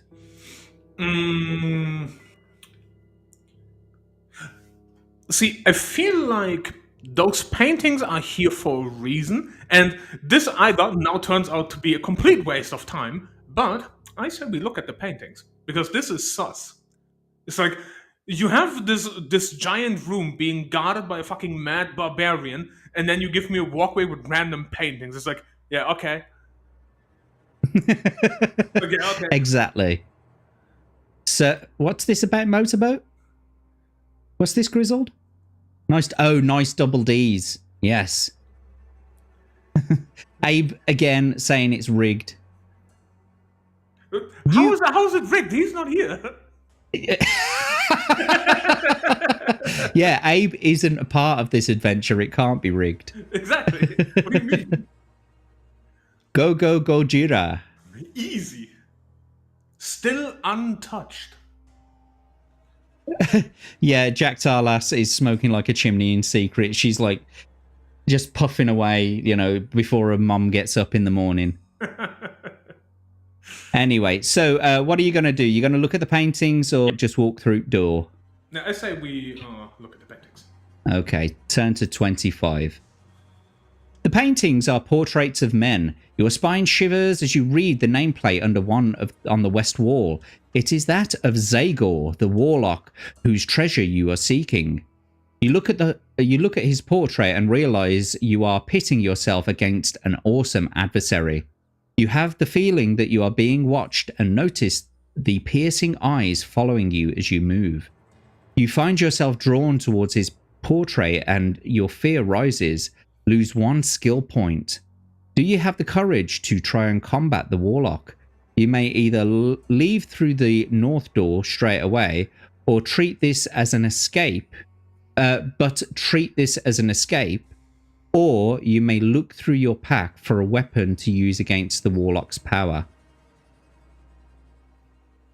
So first of all, you have to lose 1 skill point, which is a bit shit. So now you're on 9 current skill.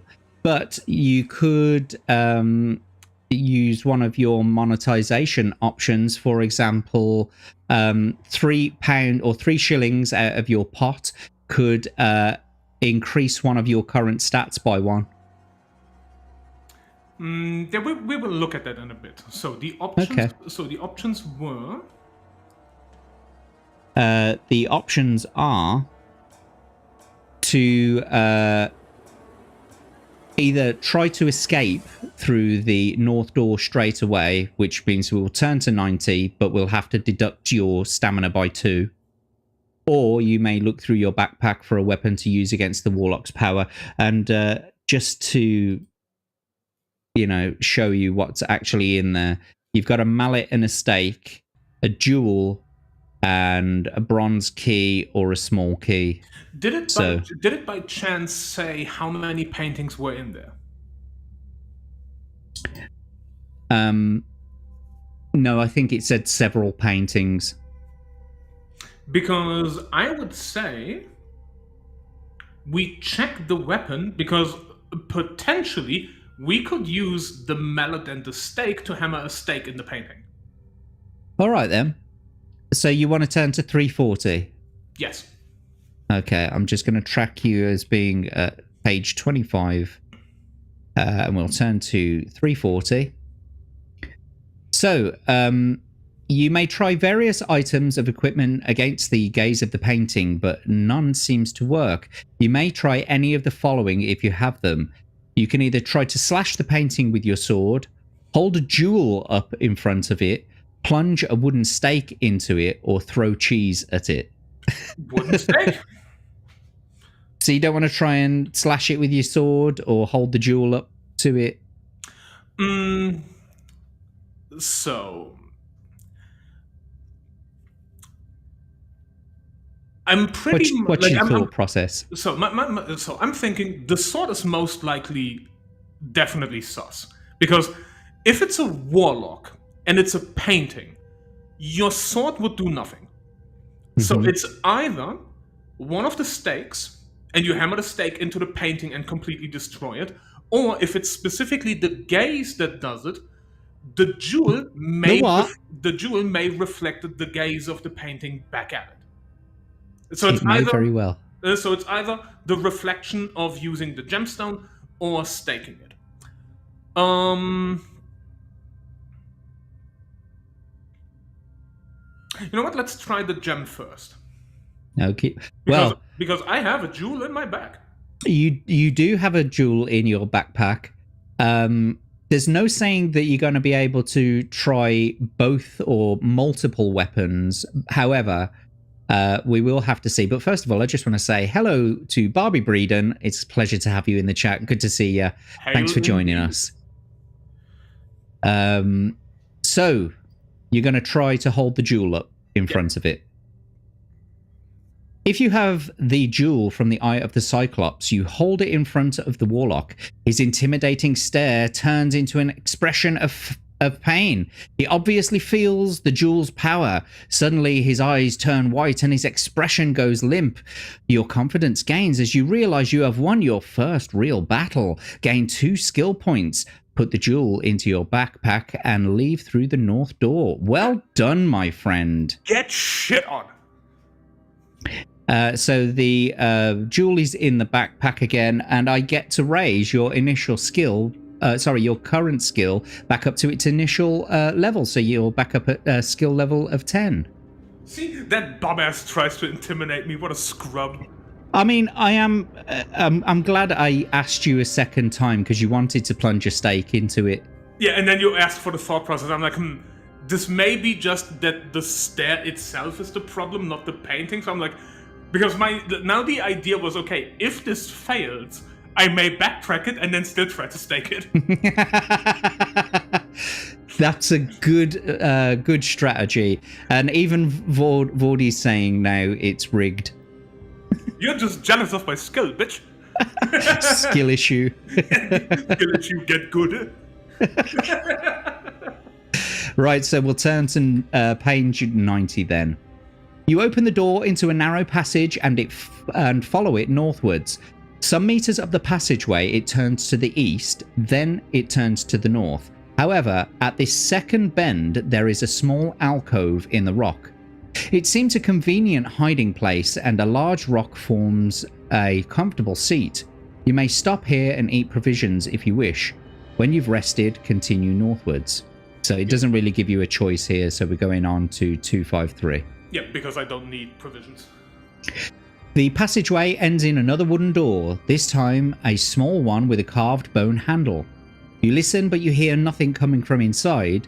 You try the handle and the door opens into a pear-shaped room with a rough stone floor, making walking across it seem somewhat awkward. In the corner of the room is a pile of rubble, mainly stones and dust, but there is also 2 odd-shaped pieces of wood and a length of rope. A door in the north wall leads on, so will you examine the bits of wood, study the length of rope, or leave through the door? So far, the risque gameplay has not failed me, so let's be a little bit risque again and go through the door. Okay. The passage ahead leads you northward. The rocky floor becomes sandy until eventually you are walking on a sort of coarse sand. Of course, if it turns sandy. Anyway, you notice the passage is widening, and ahead of you, you can hear a flowing river. You continue until you find yourself in a large cavern through which the river flows. Okay, so there's a bell, a little jetty. Looks like a wooden raft with a punt there. Okay, so you are on the south bank of an underground river facing across its black depths. There appear to be 4 ways of crossing. To your left, a rusted bell bears the sign "Ferry Service, 2 gold pieces, please ring." There is a small raft in front of you on the bank with a long stick resting beside it.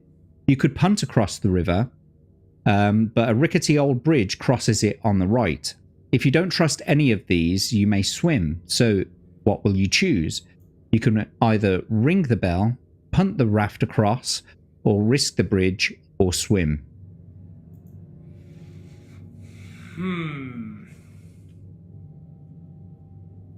I would say ring the bell.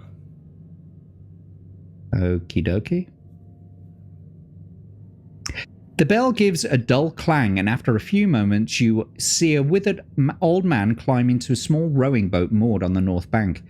He rows slowly across to you, moors the boat, and limps towards you. He asks you for 3 gold pieces. When you protest at the price, he mumbles some flimsy excuse about inflation. He begins to get angry at your protestations.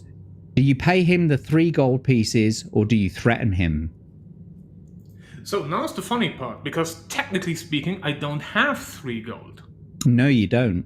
I only have the gem. So... But since I can't pay him... Yeah, since I can't pay him, I only have the option to threaten him. Yeah, I mean...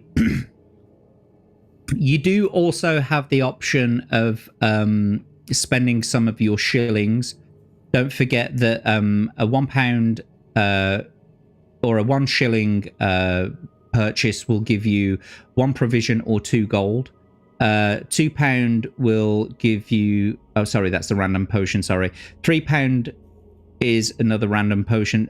4... I keep saying pounds. Shillings. 4 shillings gives you the Adventurer's Care package, so you could get 2 of either 4 gold or 2 provisions, or you could get a potion and 4 gold or 2 provisions.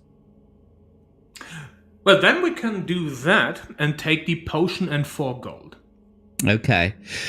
So you want to take 4 gold. I'm going to bring up your adventurer sheet here.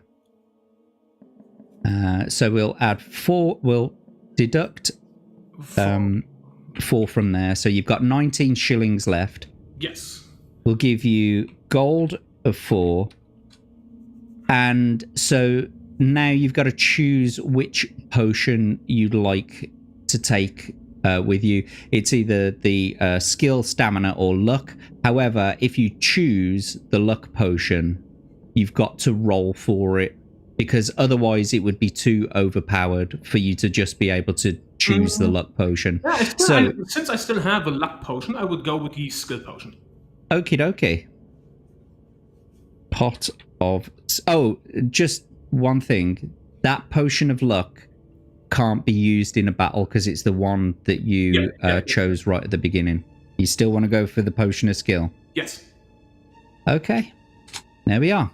So you actually now have the money to pay the ferryman. So would you like to pay him his 3 gold pieces or threaten him still? No, but then we can just pay the man. Excellent. He calms down, takes the gold, and rows you across the north bank. After mooring the boat, he ambles off down a passageway. Turn to 7. So I'll turn you to 7. I'm reducing the gold in your adventure sheet. You've now got 1 gold piece. Yes, sir. Okay. You are on the north bank of a fast-flowing river in a large underground cavern. Facing northward, the rock face is smooth and glistening with moisture. Moss of many different hues grows on the surface. There is an eerie silence punctuated only by the splashings of a river as it flows behind you. You have 3 options. A passage runs off to the northwest. If you take this route, turn to 271. A large timber door is directly in front of you in the middle of the rock face. However, another passage runs out along the river eastwards, and to follow that riverbank, turn to 99. So, would you like to go the passage that runs to the northwest, the passage that runs along the river, or would you like to try the door in the middle of the rock face in front of you? The middle door seems good. Okay. I think. 104. Yes. You find yourself in a short and narrow passageway with a door ahead to the north. You try this door. The door squeaks open on rusty hinges. The room is dark and your eyes begin to adjust themselves as you close the door behind you. You hear a shuffling in the room, but before you can react, a blow to your head knocks you senseless. You lose 2 stamina points and turn to 122. So let's just take those 2 stamina points away from you. You now have 16, I'm afraid. But nevertheless, you've still got tons of provisions. I know that there are places within this book where it says you may sit down here and eat provisions if you wish. I think that the way that they wanted to work it with this book was that you only get to eat provisions when you get to those certain points, but I allow you to eat your provisions whenever you want to. Yeah. And yeah, so let's get on with it then. So 122, there we go. Oh, here we go. So those mindless zombies on the left again. You awake with a throbbing head and you look around. The room is about 8 meters square with doors to the north and south. You've been dumped in the southwest corner. Standing motionless in the center of the room are 4 men. At least they appear to be men. Their skin is a greeny grey colour. Their clothes are tattered and torn. They are all staring vacantly at the ceiling. One carries a club, one carries a scythe, one an axe, and one a pick. They are ignoring you completely. Around the room are various peasant-style weapons, pitchforks, axe handles, pointed sticks, etc. 1 or 2 shields and several barrels. In the northeast corner is a human corpse with a sword in one hand and a shield in the other. You move your hand up to your head to feel for signs of blood, and you are relieved to find that you are not bleeding. But as your hand moves, the strange creatures in the center of the room turn their eyes towards you. Do you try to talk to them, jump to your feet and charge them with your sword, or scramble for an exit through the south door? We fighting? What do you mean? So you're going to jump to your feet and charge them with your sword? Immediately. Okay, we turn fight. to 282. The 4 creatures shuffling towards you are mindless zombies. Their vacant eyes suggest that their actions are controlled by a will which is not their own. You are still too dizzy to think properly, but you must act quickly. The first zombie reaches you and prepares to swing his club. You must fight him. The zombie has a skill of 7 and a stamina of 6. And once you've finished fighting that one zombie, if you are still alive, you can add 2 luck points and turn to face the other 3, which you must fight each in turn. So you've got 4 enemies ahead of you right now. But after the first one, remember that you can add 2 luck points. So that'll be nice. So let's get your adventure sheet up. And mind you, still untouched in battle. Yeah, I completely agree with that. Would you like to take any provisions before you start? Well, if you say I can eat a provision before I start, because that would be max stamina again, then I would gladly do so. Yeah. You won't get the full benefit of the 4 life points that it gives you, but nevertheless, you would be maxed out again. Yep. Okay, so you now have 9 provisions. I'm bringing you back to 18 stamina. So, without further ado, my friend, let's get this battle on. Indeed. 2d6 for your enemy. That's... Oh, I've lost me mouse. There we go. A 3 and a 2 gives them 12. And then a 1 and a 5 gives you 16. You win the attack round. Well done. We'll bring their stamina down to 4. Test your luck or carry on. Carry on. 2d6 for the enemy, please. A 1 and a 2. Nice. That gives them 10. And then 2 for yourself, please. Yes, A sir. 5 and a 2 gives you 17 to their 10. You win the attack round. Congratulations. Well done. We'll bring their stamina down to 2. Test your luck or carry on. We carry on. 2d6 then, please. Nice. A 2 and a 2 gives them 11. Yeah, get banned. And a 4 and a 1 gives you 15. You win the attack round. Well done, my friend, which means that you've destroyed that leader of the zombies. So the next one in battle has got a stamina of 6 and a skill of 6. So without further ado, roll 2d6 for your enemy, please. Okay, so a 3 and a 1 gives them 10. And then 2 for yourself. That's 3 and a 1 again. Gives you 14. Well done. You win the attack round. And that gives them 4 stamina left. Test your luck or carry on. We carry on. Okay, 2d6 for the enemy, please. A 4 and a 1 gives them 11. And 2 for yourself, please. A 3 and a 2. Nice. Gives you 15. You win the attack round. And we'll reduce their stamina down to 2. Would you like to test your luck or carry on? We carry on. 2d6. Oh. Oof. 6 and a 4 gives them... It's still beatable. 16. And then 2 for yourself, please. Yeah, easy. Nice. Get out of here. Well done. You've beat them again. So the next one has the same amount of stamina, same amount of skill. So if you wouldn't mind rolling 2d6 for your enemy, please. A 1 and a 5 gives them 12. Indeed. And then... And 2 for yourself, please. Get out of here. A 2 and a 5 gives you 17. Well done. You win the attack round again. And we'll reduce their stamina down to 4. So, test your luck or carry on. We carry on. 2d6 for the enemy, please. That's a 6 and a 2, giving them 14. And then 2 for yourself, please. Oh, nice. Get in there.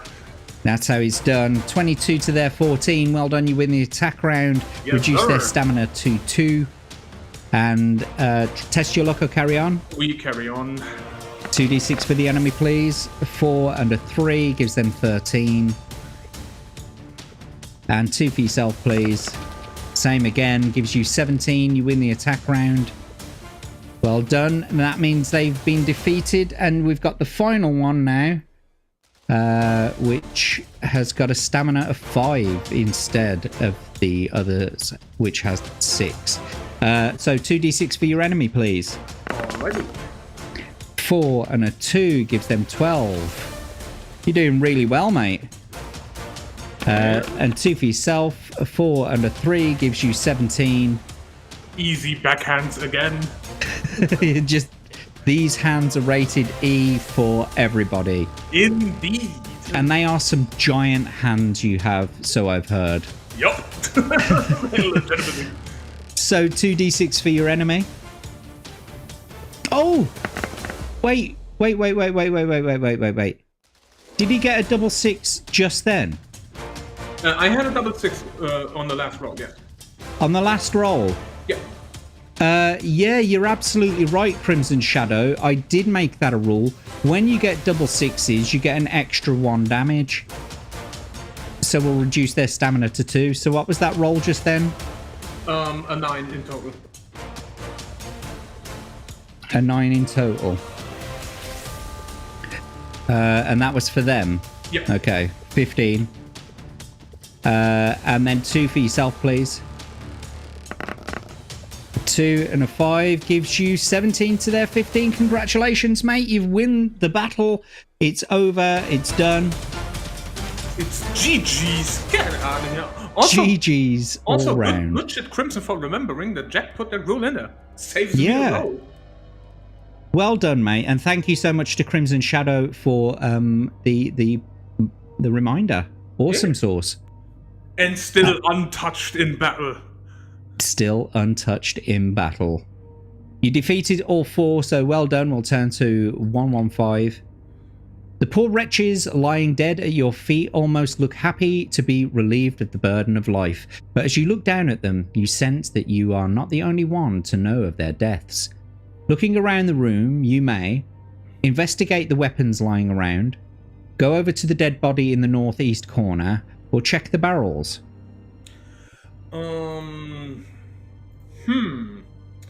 I would say, investigate the corpse. The dead body, okay. 313. You check over the body. The poor wretch was obviously caught in the same way that you were, but his weaker skull shattered under the club's blow. He wears a suit of leather armor, no better than your own. He holds a wooden shield and on one wrist and clutches a steel-bladed sword in his other hand. In his pockets are 8 gold, and around his neck is a silver crucifix. You may take any 2 of the items that you wish. Write them on your equipment list. Also add 1 luck and 1 skill point. Can't really add any more to your stats. You're completely maxed out. However, if you would like to take the shield or the sword or the 8 gold pieces, we take we take the gold and the crucifix. Okie dokie. Because if it's a sword like one that I already have, and I remember that at least in one adventure, did we lose him? I don't think you did. I'm here.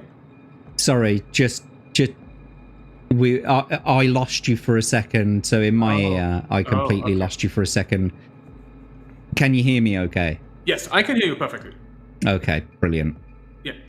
You were saying about the shield. Yeah, so in one of the previous adventures, I remember that you actually get weighed down if you have a shield. It might not be in this one, though. Yeah, again, might be, but why risk it? If I can take 3 gold and have the crucifix, hey, I take the crucifix. You never know, because if we have zombies and shit lying around, that crucifix may come in handy. Actually, it may come in handy more than a fucking shield. Well, I've added them to your adventure sheet, so let's crack on. Indeed. What are these mysterious items you've collected? Wait, what? What are these mysterious items you've collected? Which have you written down first on your equipment list? It would be the gold. Well, actually, I'll give you the choice. Which would you prefer me to have written down on the adventure sheet first? The gold or the crucifix? The crucifix.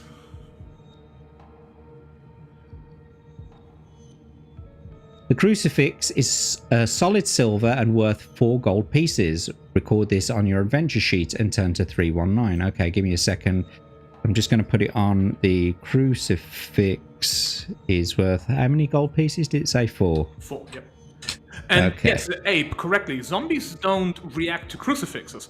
But we already had a crazy guy, a fucking cyclops, a barbarian, and now zombies. So you don't know what else is in here where the crucifix may come in handy. That's the idea. Atom, he truly is plowing through this. Like, this is incredible pace. I wonder if, because we've got about an hour to go, roughly, before we end the show. So I wonder how close to the end he can get. But I'm not entirely sure, but I don't think you're going to be able to get through it in one shot. It would be hilarious if I did.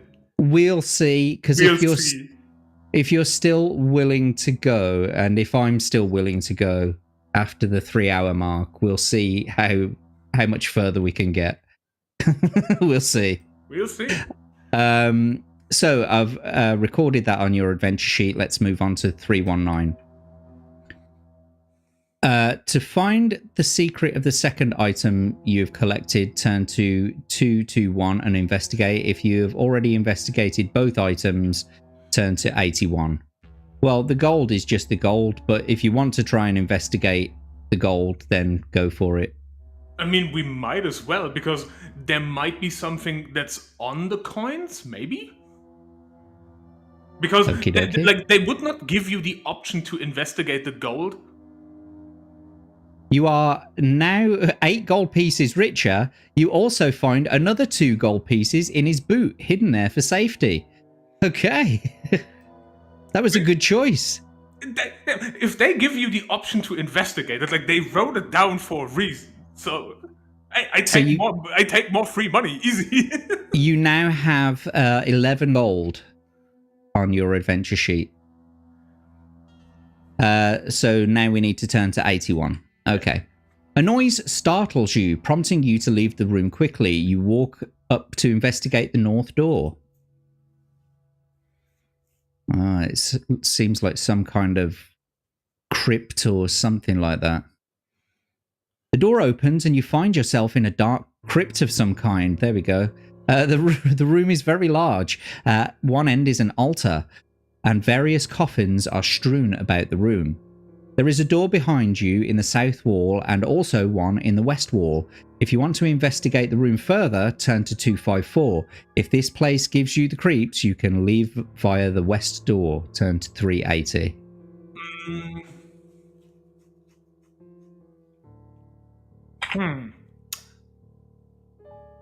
The door is intriguing. So I would say the west door. So the place gives you the creeps. You don't want to investigate the crypt any further. You want to go out the west door.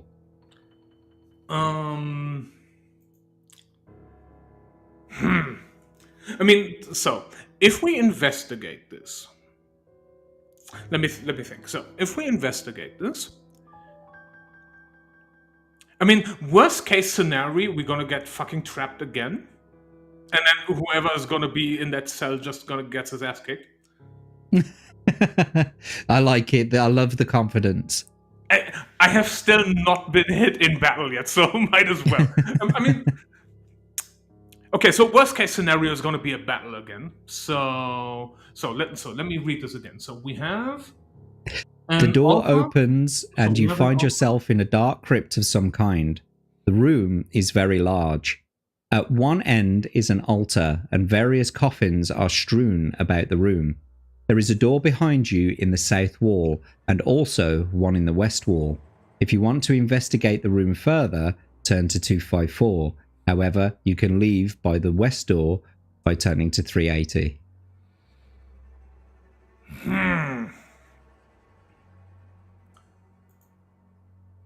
Crimson does raise a good point. Yeah, that is the thing, because the altar, like the altar, may be something on there that's good, but if it's an altar in some random crypt and we already had zombies, this might as well be bullshit. Right? That's the idea here. It might as well be bullshit. And because it may as well be whatchamacallit, because it may as well be bullshit, we take the door. Okie dokie. We take the door. You are in a narrow east to west corridor. Looking westwards, you can see a crossroad ahead. You go on to the crossroads. Standing at the crossroads, you may either go north or west or south. We turn north, I think. Okie dokie. Well, don't forget you've got to backtrack. Yeah, that's why, like, for right now, I say we turn north. Okay. And you've got like 19 shillings left to use over the course of your adventure. You are following a passageway which leads ahead to the north. After several meters, it bends sharply to the east. You can continue eastwards until you eventually come across a narrow opening in the north wall. You may go through this opening or continue eastwards. We go through. Or you can backtrack. We go through the opening. So the narrow opening. The narrow opening in the north wall. Yeah. You climb through the opening and find yourself at the top of a narrow staircase leading downwards. Cautiously, you descend the stairs. Before I turn the page, do you want to backtrack? Nope. Okay. Nope. The narrow staircase is cut into the rock and there is about 20 steps leading down. At the bottom of the steps, a passageway leads you into a large open chamber. This chamber stinks of putrefying flesh. The smell is so bad that you are tempted to turn back. 3 bodies lie in the chamber. You may either search the bodies or tiptoe quietly through the room. What will you do? Search the first body, search the second body, search the third body, or tiptoe through the room? I say we search the first body. You find 5 gold pieces in the pockets of the corpse. Enter these on your adventure sheet and 1 luck point for your find. You may now... Well done. So I will add those to your adventure sheet. You now have 16 gold. And so now you may either search the second body or the third body or tiptoe through the room northwards. Yeah, we searched the second body. We looting in here. Oh, it's me on a Friday morning or a Saturday morning after a Friday night. As you move over towards the second body, you accidentally kick the third corpse on the floor. Its eyes flick open and it quickly sits up and slashes at you with its long, sharp fingernails. Test your luck. If you are lucky, the creature misses. If you're unlucky, it has caught you across the leg and you suffer 1 stamina point's worth of damage. So let's get your adventure sheet back up. And so I'm going to ask you to roll 2d6 for your luck, and you've got to get 8 or below to be lucky. Oh, with ease. No problem. Once the shitty roll is accepted, let's go. No luck for you, Mr. Zombie. Fucking dickhead. So yes, you were lucky. No damage done. Turn to 230. The creature now standing before you is a semi-decayed man. His quick eyes dart from side to side, watching you. His long tongue flashes out with a hissing noise. His teeth and nails are sharp, and he doesn't seem to be afraid of your weapon. He is a ghoul. He has a skill of 8 and a stamina of 7. So skill of 8, stamina of 7. He has the ability to paralyze you if he scores 4 separate attack wounds on you during this battle. So beware. If you defeat him, we'll turn to 390. If he kills or paralyzes you, we'll turn to 64. So let's bring up your adventure sheet. And without further ado, let's get this battle on. So would you please roll? He's already there. Look at him. 2d6 for your enemy. Pretty high roll there. 2 6s. And I'm afraid Crimson pointed out earlier that if there's a double 6 roll, then you get that extra 1 point of stamina damage. But the same also applies for the enemy as well. So if they win this attack round, they will do 1 extra point of damage to you. So that gives them a score of 20. And now you need to roll 2d6 for yourself, please. Yes, sir. A 6 and a 5 gives you 21. You narrowly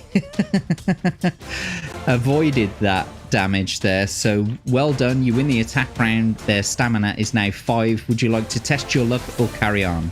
We carry on. 2d6 for the enemy, please. A 2 and a 4 gives them 14. Numbers, Jesus. And 2 for yourself, please. A 4 and a 1 gives you 15. You narrowly won yet again. Well done. We'll reduce their stamina down to 3. Test your luck or carry on. We carry on. 2d6. Oof. A 5 and a 5 gives them 18. And 2 for yourself, please. A 4 and a 1 gives you 15. Oh, it's the first time you've been hit. Holy cow. I finally got tagged. It took 7 battles. So your stamina is now 16. Now you can use your luck. If you are lucky, we'll give you 1 stamina point back. If you're unlucky, though, we'll take an extra point away from you. No, we keep the luck. No testing luck? Nope. Carrying on. Okay, 2d6 for the enemy then, please. Yeah, okay, you're getting folded, buddy. You're getting folded. It's revenge. A 2 and a 1 gives them 11, and you've rolled double 6s. Well done, my friend. That means we do an extra 1 of damage, which you know what that means, don't you, mate? He did. He's dead. Well done. That's what you get for hitting me. Yeah, Hanayama-san was like, "You want to tag me? Take this." It's like, okay, have you ever heard of the full counter? Immediately get folded. Congratulations anyway, Hanayama. You did win the battle. He only tagged you once. The funny shit is, the fucking Cyclops had a skill of 10, and I just beat his ass. This fucking random ass ghoul manages to be the one that hits me. Biscuit's got it right. This warlock was not planning on the freaking juggernaut to roll up on his lair. Exactly. Yeah, not the paralysis ghoul. I mean, but he paralysis ghoul? Yeah, like I see no paralysis ghoul here. What are you talking about? And I think Abe's getting slightly just maybe a little bit jealous there. Is, Abe calls this rigged, even though the fucking ghoul, out of everything I've fought so far, is the one to hit me. Like, what are you talking about? So congratulations, you did win. And so to carry on, the ghoul twitches and dies at your feet. You search its body and find little of interest. A couple of earrings worth 1 gold piece between them are in one of its pockets. You may take these. If you haven't already searched the first body, you may do so and find 5 gold pieces, which you may also take. You also may stop here and rest and eat provisions. You can add 2 luck points for killing the ghoul. You may now either press on northwards or search the second body. So you did already search the first body, so no more gold pieces for you. You did find 2 earrings, so I'm just going to add that as gold. So you now have 17 gold. Yeah. And so I will actually take the provision just to stock stamina back up and then search the second body. Okay, just to remind you that if you eat a provision now, you won't get the full benefit of the 4. Okay, so you now have 8 provisions left. Yep. And we'll bring your stamina back up to 18. And you get the luck as well, so you are completely maxed out again. Let's go! So, what would you like to do now? Would you like to... Search the body. Okie dokie. Because that was the original goal. Fucking dickhead ghoul just butted in. You search the pockets of the other body and find 8 gold pieces, a bottle of liquid, and an old piece of parchment. You may take these items, and to read the parchment, we can turn to 212. To test the liquid, we can turn to 369. So I'm just going to add these before you make any choices. Just going to add these 8 gold. So you now have 25 gold. So we will read the parchment. Okie dokie. The parchment is well worn and almost illegible. It's a map of some sort headed The Maze of Zagor. You you can make little sense of it, although the room to the north is marked with ellipses GER, and another to the east is marked SM ellipses P ellipses LE. You fold up the map and put it in your pocket. If you've not yet tested the liquid and wish to do so, turn to 369. Otherwise, you can make your way northward.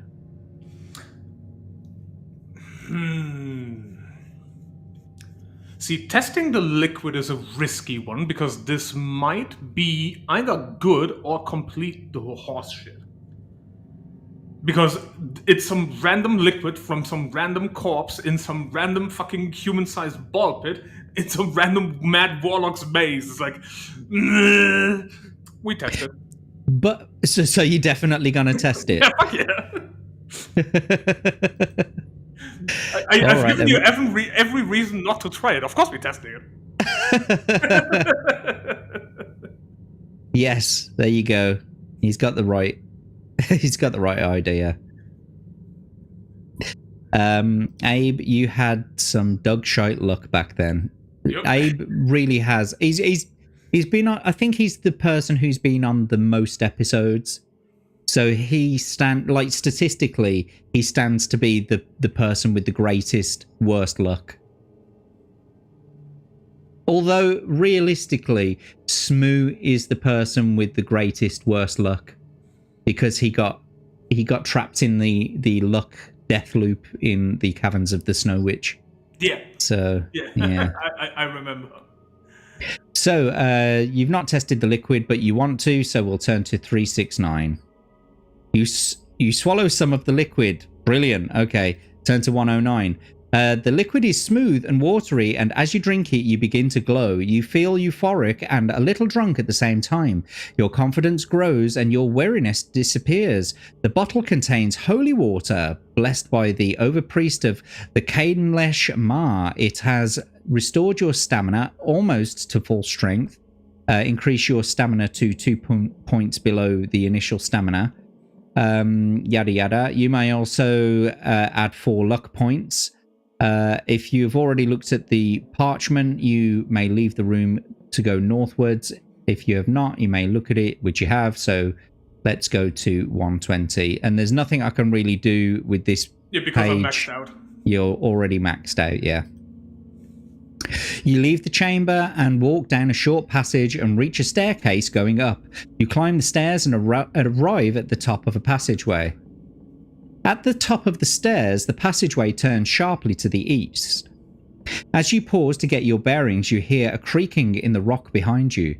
You spin around in time to see a heavy portcullis drop to seal off the passageway behind you. Your only way now is forward. You may either press on forward or check the walls for secret passages. Oh, I think he's entered the maze of Zagor. So what do you want to do? Do you want to check walls for secret passages, or do you want to press on forward? We press forward. Okay, so just remember that this may be where your backtrack comes in handy. Yep. But at the same time, you might want to start making a map. Just saying, just throwing it out there, because this gets confusing, and it's like turn left, turn right, turn, south. It's just one of these. So are we going to check for passages or carry on north? We carry on north. Or forward. I don't think it says north, but forward. Yeah, forward. You are in an east to west corridor. If you go east, you will turn a corner northwards. To go this way, turn to 391, or to go west, turn to 60. So go east and then north, or go west.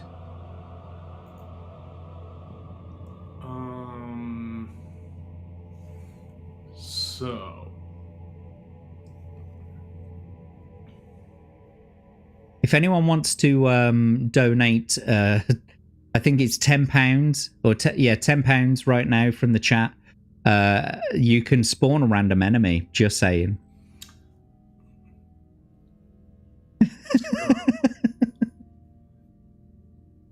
So you're going to turn east or west? Gonna have to press you for an answer. Yeah. So I would say we go.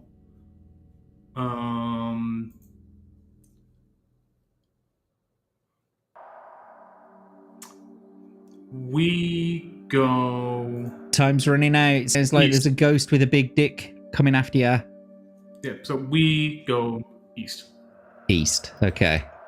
You are at the south end of a north-south corridor. Looking northwards, you can see a passage coming off the east wall.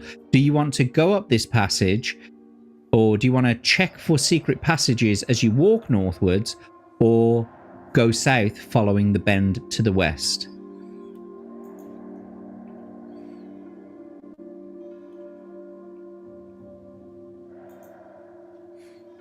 So, check for secrets as we head north. Okay. 362. As you try the walls up the passageway, a secret door opens up along the west wall. Turn to 177. You are standing in a north to south passage. To the north, you can see a passage off to the east. To investigate, turn to 52. To the south, the passage turns westwards.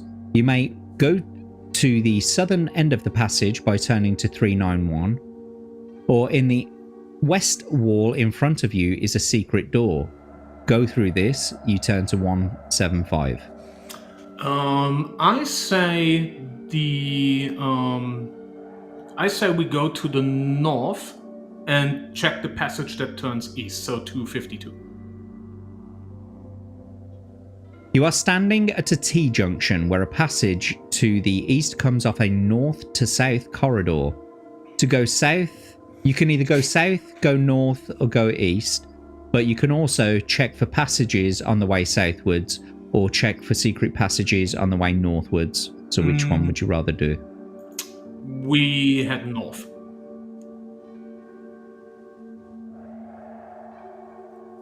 You are standing at a bend in the passage where you may either go west or south.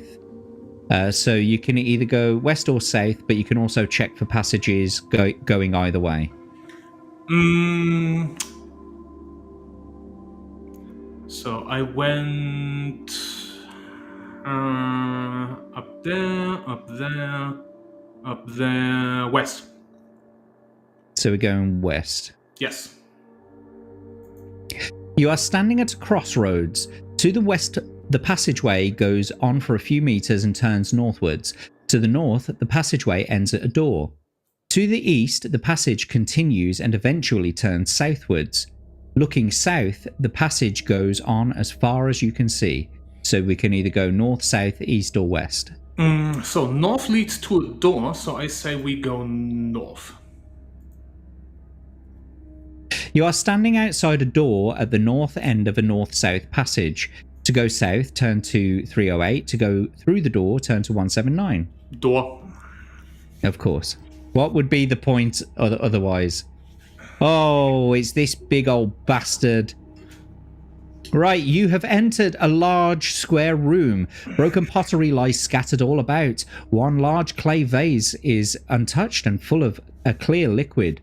A large bowl is full of gold coins. As you enter the room, the door slams behind you and you swing around to face a strange-looking creature, half man, half bull, who is glaring at you. He is a minotaur and he stalks towards you. He lowers his head, horns pointed at your chest, and charges. You must fight him. After a 3-tack round, you maneuver yourself round to be able to run through the door. If you wish to escape, we'll turn to 54, but you pay the penalty, of course. If you continue fighting and kill him, turn to 258. If you've already been in this room on this adventure and killed the Minotaur and you find it empty, which we haven't, so it's either turn to 54 or turn to 258. So let's get over to the adventure sheet. What was it? It was a skill of 9 and a stamina of 9. Yes, sir. Okay, so without further ado, let's bring up your sheet and let's start this battle. So, Indeed. 2d6 for your enemy, please. A 5 and a 4 gives them 18. And then 2 for yourself, please.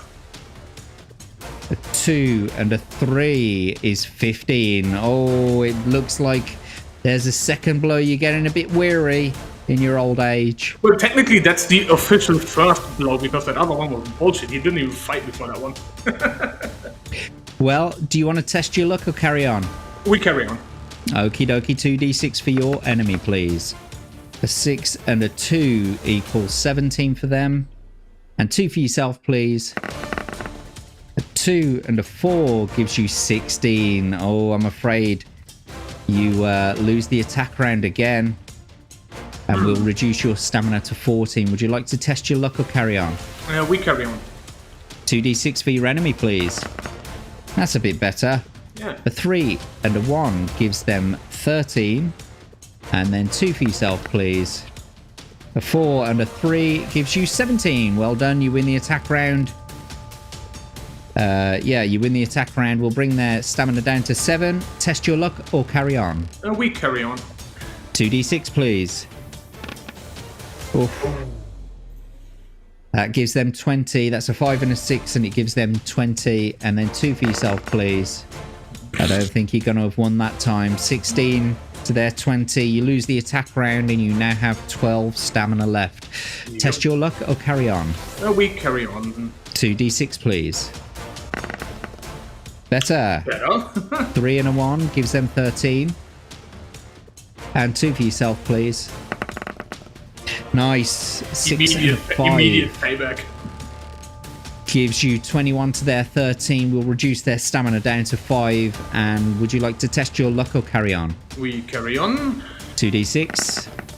Oof. He's coming back with a vengeance. A 6 and a 5 gives them 20 again. And 2 for yourself, please. A 5 and a 3, I'm afraid, gives you 18. You lose the attack round and you now have a stamina of 10. Test your luck or carry on. We carry on. 2d6 then, please. Nice. Better. A 2 and a 1 gives them 12. And 2 for yourself. A 6 and a 3 gives you 19. Well done. You win the attack round. And we'll reduce their stamina to 3. Yeah, and I will not run. We will continue fighting. Okie dokie. 2d6. Or do you want to test your luck or carry on? Nope, we fight. Okay, a 4 and a 1 gives them 14. And a 5 and a 1 gives you 16. Well done again. He's got 1 point left. Yep. 1 bit of stamina left. So do you want to test your luck or carry on? We fight him. A 5 and a 1 gives them 15. Let's see, is this the final one? Yep. A 6 and a 1 gives you 17. Congratulations, you win the battle and you've defeated the legendary Minotaur. Congratulations, Hanayama. You did it again. And now we will chop off his head and shit down its neck. We'll wait to see what the next paragraph says before we start encouraging you to eat stamina or provisions. You get what I mean? So let's get on. You continued fighting and you defeated him. So you sort through the broken pots and find little of interest. The liquid looks, smells and tastes like water. The coins in the pot are a fraud. 8 genuine gold pieces lie on the surface of the pile and you may take these, but underneath are merely painted pieces of pot. As you tip the vase out, it slips and breaks. A red coloured key appears hidden inside a false bottom in a bowl. You may take this key. It's inscribed with the number 111. I'm pretty sure that there's another key with the inscription 111 on it. Yep, but this one is a red key. It is. The other one was not described in color, so I'm taking this one as a different key. I hope so. And I hope that we've got the numbers right. You may rest here and eat some provisions. You may add 2 luck points for defeating the Minotaur and finally leave the room going to 54. So let's bring up your adventure sheet. You've... So it's 8 more gold. Yeah. So you've now got 33. Yeah, so then we got the red key numbered 111. Yep. And, and two provisions would be, one provision is 4 usually, right? That's right, yeah. So then I would eat 2 provisions. Okay, you've got 6 provisions left, and you are now, yet again, maxed out. Yep. And I accept getting tagged by the Minotaur, like at least a worthy enemy and not some random scrub ghoul with a cheap shot. Like, what do you mean? He at least fought like a man. I was about to say fought like a man. I mean, A technically, beast man. Yeah, a man beast. Yeah. So, you are standing outside the door at a north end of a north to south passage. To go south, turn to 308. To go through the door, turn to 179. Well, there's only one way to go, really. We just had the door, so we go south. You're standing at a crossroads. To the west, the passageway goes on for a few meters and turns northwards. To the north, the passageway ends at a door. To the east, the passageway continues and eventually turns southwards. Looking south, the passage goes on as far as you can see. So we won't go north because we've already been there. Yep, so we go south. Okay. You follow a long, narrow passageway which goes south, then east, then south again, until you eventually find yourself at a crossroads. You now stand at a crossroads. To go north, you can go north, south, east, or west. I say we continue south. Okay. That sound like because the other way is like the way I currently planning the way in my head is every choice I made so far, I kind of keep track of in my head. I went north a bunch of time, but now we did a steep curve west way. So if we now track that one down, because the idea is we need to find the layer. You don't find the layer by constantly walking in a straight line. So I'm basically trying in my head to create a way that kind of looks like a snake way. If that makes sense. Yeah. Yeah. If it makes sense to you, then that's what's important because you are the adventurer. Indeed. Paul's map was interesting. It was fun. So what I like to do is I like to encourage the adventurers to make their own drawn map as they go along, because I like to be able to share the map after the adventure, basically. So, you know, I'll share it on Twitter, that sort of thing. But if you haven't drawn a map, that's absolutely fine. I don't mind. A solid snake. We're going back to the snakes again, aren't we? You destroyed... That was your first enemy. Yeah, and so now you've got snakes on the brain. Snake Fliskin. So, my friend, which way are we going now? You're at a 3-way junction. You can go north, west, or go back east. So, sorry, you set off south along a cobbled passageway. It swings west, then south, then west again until you find yourself at a 3-way junction. So, at this junction, do you want to go north, west, or go back east?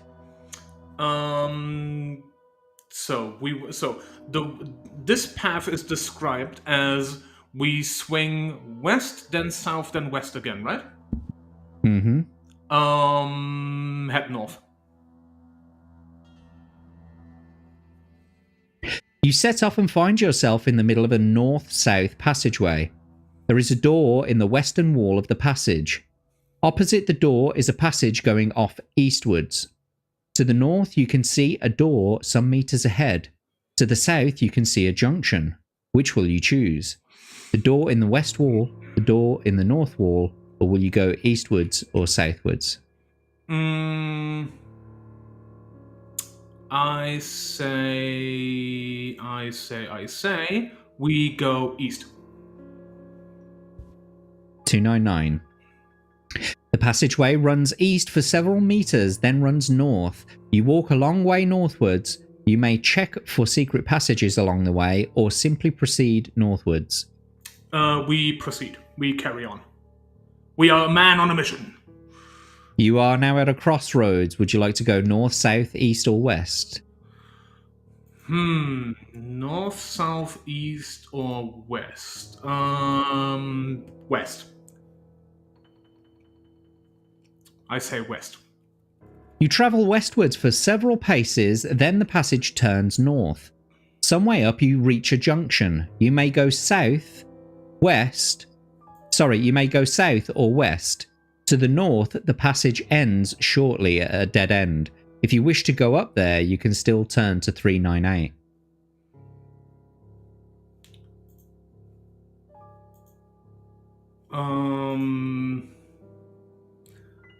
So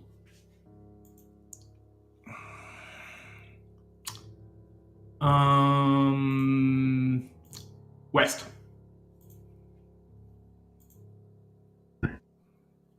You are in an east-west corridor with a T-junction at both ends. To go westwards, turn to 150. To go eastwards, turn to 256. We continue west. Okie dokie. We continue westward. You're now at a three-way junction. You can go north, east, or south. So we came this way, up that way, down, left, up that way, right, and then up, and then west again, so north. North, okay. 222. You walk up a long corridor, round a sharp hairpin bend at the top, and finally along an east-west corridor, eastwards to a crossroads. You are at a crossroads. You may go north, south, east, or west. North. YOLO. Let's do it. Oh, shit.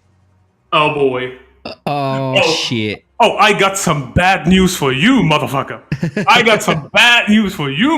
You gonna die. The passageway ahead runs northward for some time. You may rest along the passage to eat provisions.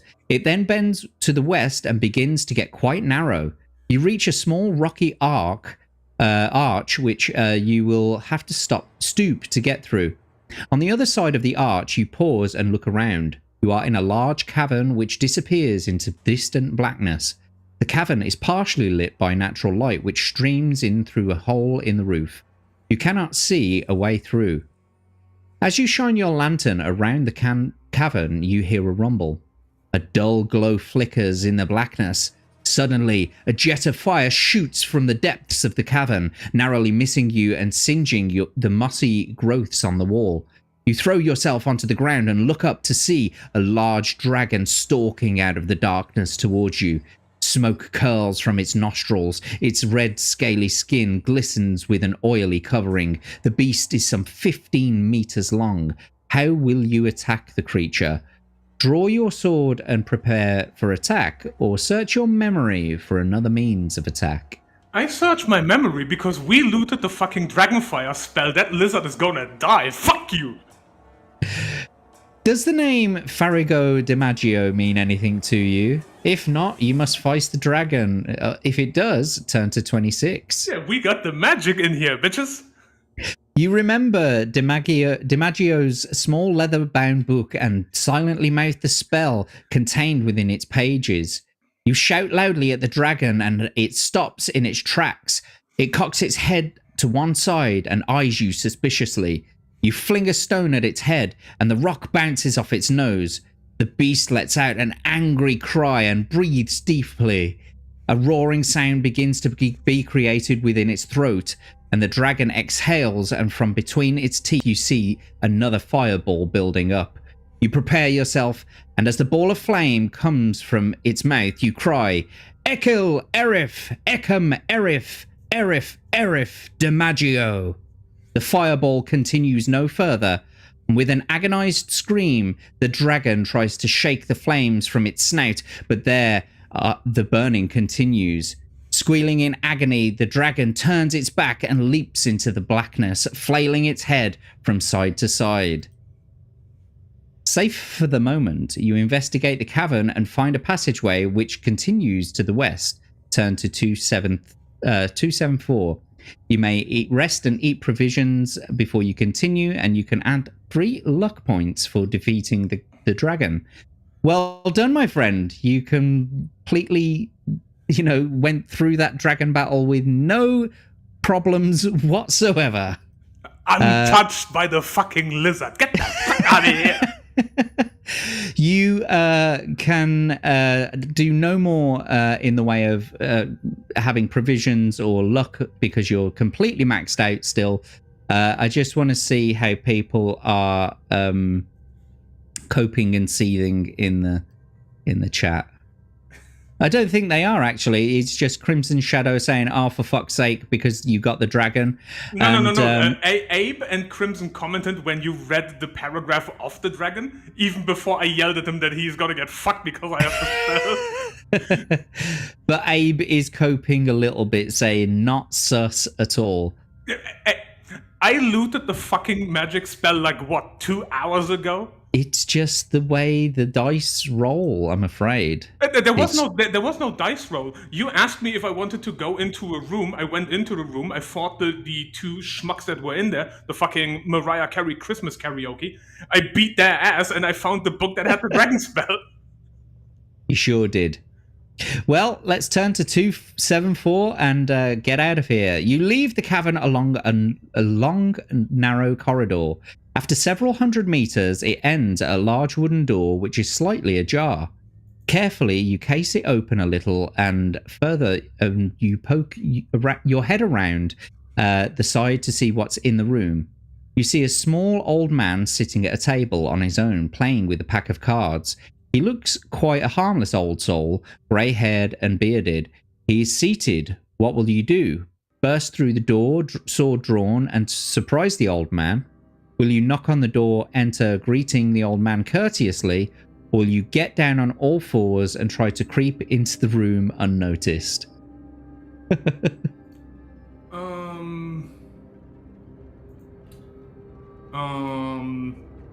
Let's be polite. Let's knock and greet the old fella. As you... Wait a minute. Did I click the right one? You knocked on the door. Yes, I said we knock on the door. Yeah, let's go back a second. 274.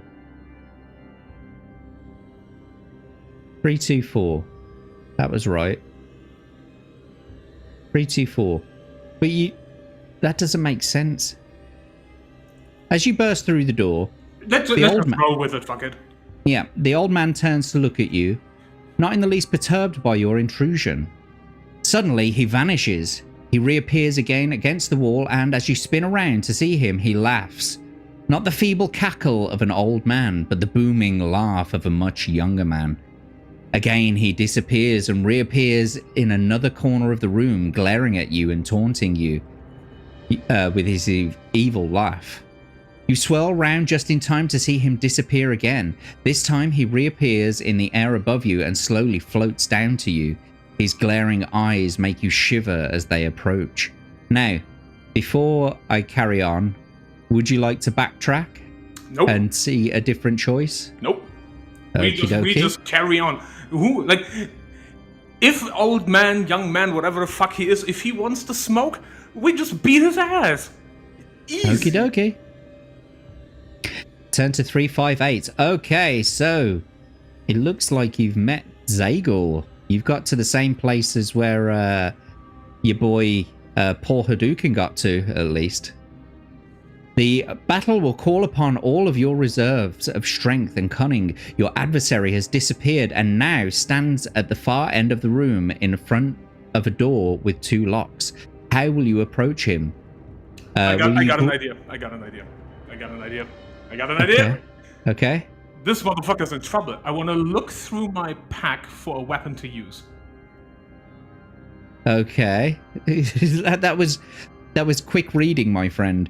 I read very fucking quickly. It's funny because I told you earlier, I don't read that often, but because I'm used to reading battle manga, I'm used to reading really fucking quickly.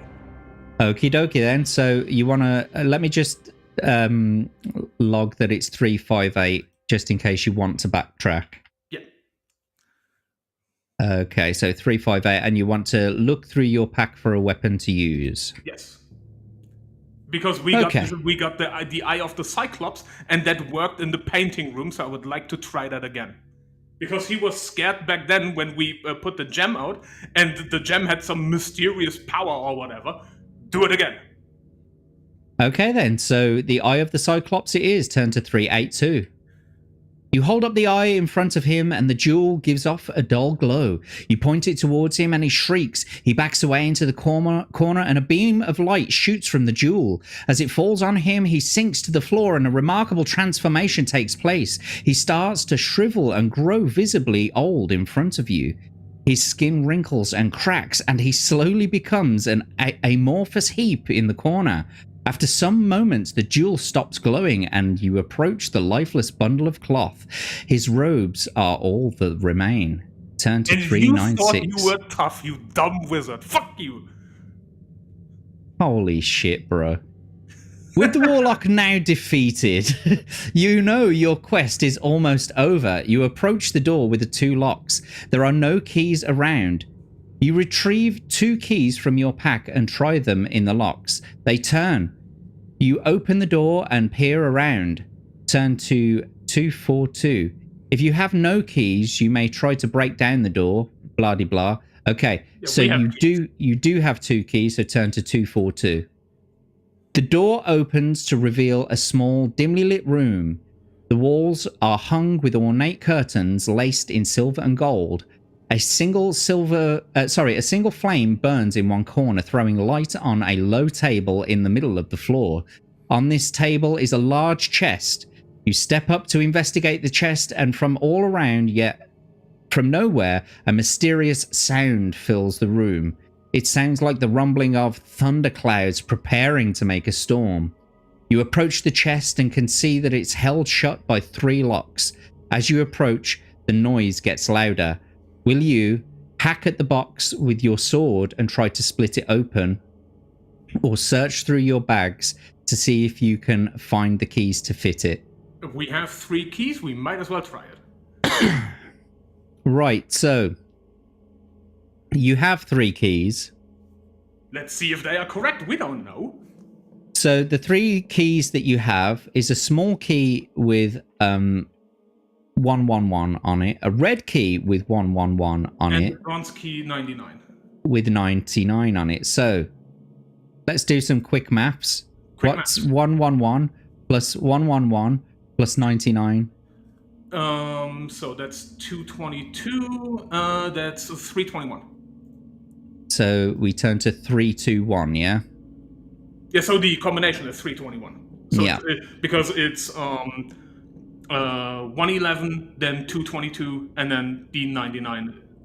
So I've just got to turn to this one first. During your adventure, you will have come across various keys and should have collected some of these.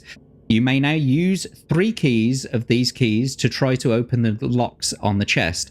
Each key is identified with a number. To determine whether you have the right keys, add the 3 together. Now turn to the section which has the same number as this total, where you will discover whether or not you have used the correct keys. If you do not have the 3 numbered keys, this is the end of your journey, and you sit on the chest and weep as you realize that you have to explore the mountain once more in order to find the keys. So 3, 2, 1, you reckon? 321, let's see.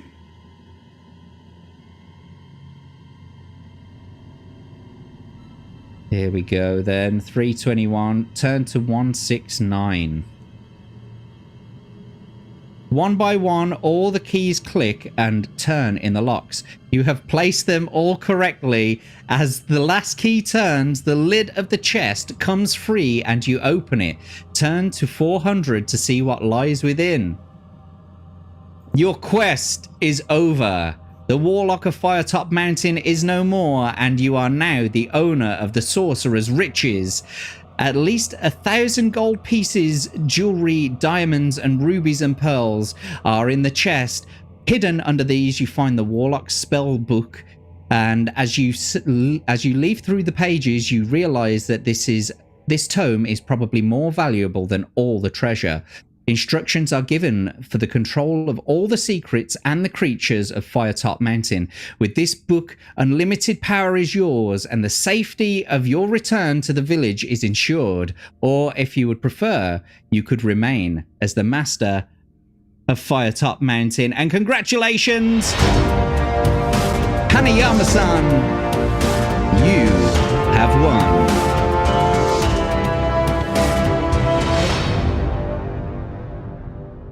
Not only the third winner of a Read and Roll adventure, but the first person to ever one-shot an adventure and within the 3 hours. German efficiency strikes again. Well, Hanayama-san, congratulations, mate. That is brilliant. I am so impressed. At every single door check, this could have gone horribly wrong. It could have. At every, like, I even said, like, because obviously, now we don't know. But remember I told you the very first door is most likely going to be bullshit? Yeah. Do you actually know what's behind the first door? Would it have been bullshit or just some random empty room? No, I do actually think that you find... I think that you find at least something in all of the rooms. I do think that there is a box in that first room. But it's got like a troll or an orc in there that you have to battle first. But yeah, and Abe's being a bit salty here. Oh, what a shock. Stop telling people what book they're going to play before they play it. Good job, though, he says. Hazar says Atom Grey. And Hanayama-san the turd. That's not nice. And Jack, do you smell that? Because I smell salt in the air. Of all the flavors that are available, you choose salt, Abe. Atom Grey there, congratulating you with medals and trophies, and me personally congratulating you. Well done, my friend. I am so bloody impressed by that. And to be fair, I need to also give credit for both Greg for paying the shillings forward, and for Crimson to throwing some extra points in there, because they did come in handy. They did. They definitely did. You didn't use one lifeline. You used a couple of, adventurous bonuses. Yeah, we did use a reroll. And you didn't have like the best stats, but I think that was a pretty solid run, mate. I'm really impressed. Like the thing is, the Minotaur, like when I rolled for the Minotaur was like, okay, if he keeps beating my ass, like if I had taken more damage, I would have actually considered using a potion to restore my stamina, to re-up that one. So the Minotaur was like the immediate opponent where I'm like, okay, if I keep giving that motherfucker high rolls, this is gonna look really bad. The Cyclops ironically had me worried the most, because he had the highest stats of 10-10, and then he just fell over. He just died because I rolled so horribly for him. It was amazing. Yeah, he's just like dong. You just bonk him with a fucking frying pan, and he just crumples and disappears. That is incredible, my friend. Well done. You've also got 19 shillings left in your pot as well. So we will most likely call you back for another adventure. Would you like to save those coins, or would you like to pay it forward to the next adventurer? I will follow Greg, because Greg's forward paying, and obviously Davyverse and Crimson did make this possible for giving me starting points. So I would like to give whoever is the next adventurer this same advantage and pay the points forward. Good for you, mate. And so we'll pass those on to the next adventurer. I don't actually... do you know what? I've just realized that I was supposed to ask a certain someone who's probably in the chat right now and I thought that I had actually asked them, so I'm just gonna ask them now on Discord. And be like, hey, you free next week? Yeah, I'll just ask them quickly on the Discord side. But while I'm doing that, Hanayama, we're gonna start wrapping up now, and that means I'm going to kick you into the back of the studio. But before I do that, I would like you to please shill your wares. That means any shows that you're on, your links, all that kind of stuff. So please shill your wares. Yeah, so for me directly, it will be the upcoming Wednesday on Tomby's channel for the Hump Day Chinwag. However, I would like to shout out Tomby's channel for this Saturday, as he has the 24-hour Extra Life charity event. And That's right. Yeah, so I would definitely like to shout that one out. Excellent. So yeah, Hump Day Chinwag. Next Wednesday for us. Anime After Dark usually, but this Saturday is the charity stream, exactly. Yeah, okay. And you can find all of Hanayama's links in the description below. And I guess that's the end of the adventure. So congratulations to Hanayama-san. Thank you so much for coming on to the show. You've been a great adventurer, and I'm Thanks really for having impressed. me. No, we'll be having you back, mate. We'll be having you back, because that was a solid run. And congratulations. The one-shot champion. Let's go. You are now in the Read and Roll Hall of Fame, so to speak. Hey, let's go. Well, like I say, thank you so much for joining us, Hanayama-san. But for now, your adventure is over, and take care of yourself, and we'll see you soon. Indeed. Take care, buddy. Yeah, bye-bye. As for me, I am Jack Tarlad. You can find me at all of my socials at Jack Tarlad. The person who I messaged hasn't quite responded, just yet. But do check out next week's show at 10 o'clock, same time, same place. Thank you to all of our wonderful donators, and to all of you who have been chatting away there in the chat. Thank you for joining us.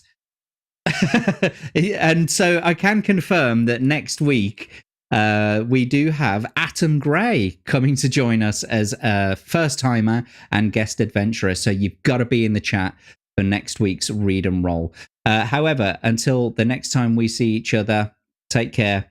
Have a great night. Good night.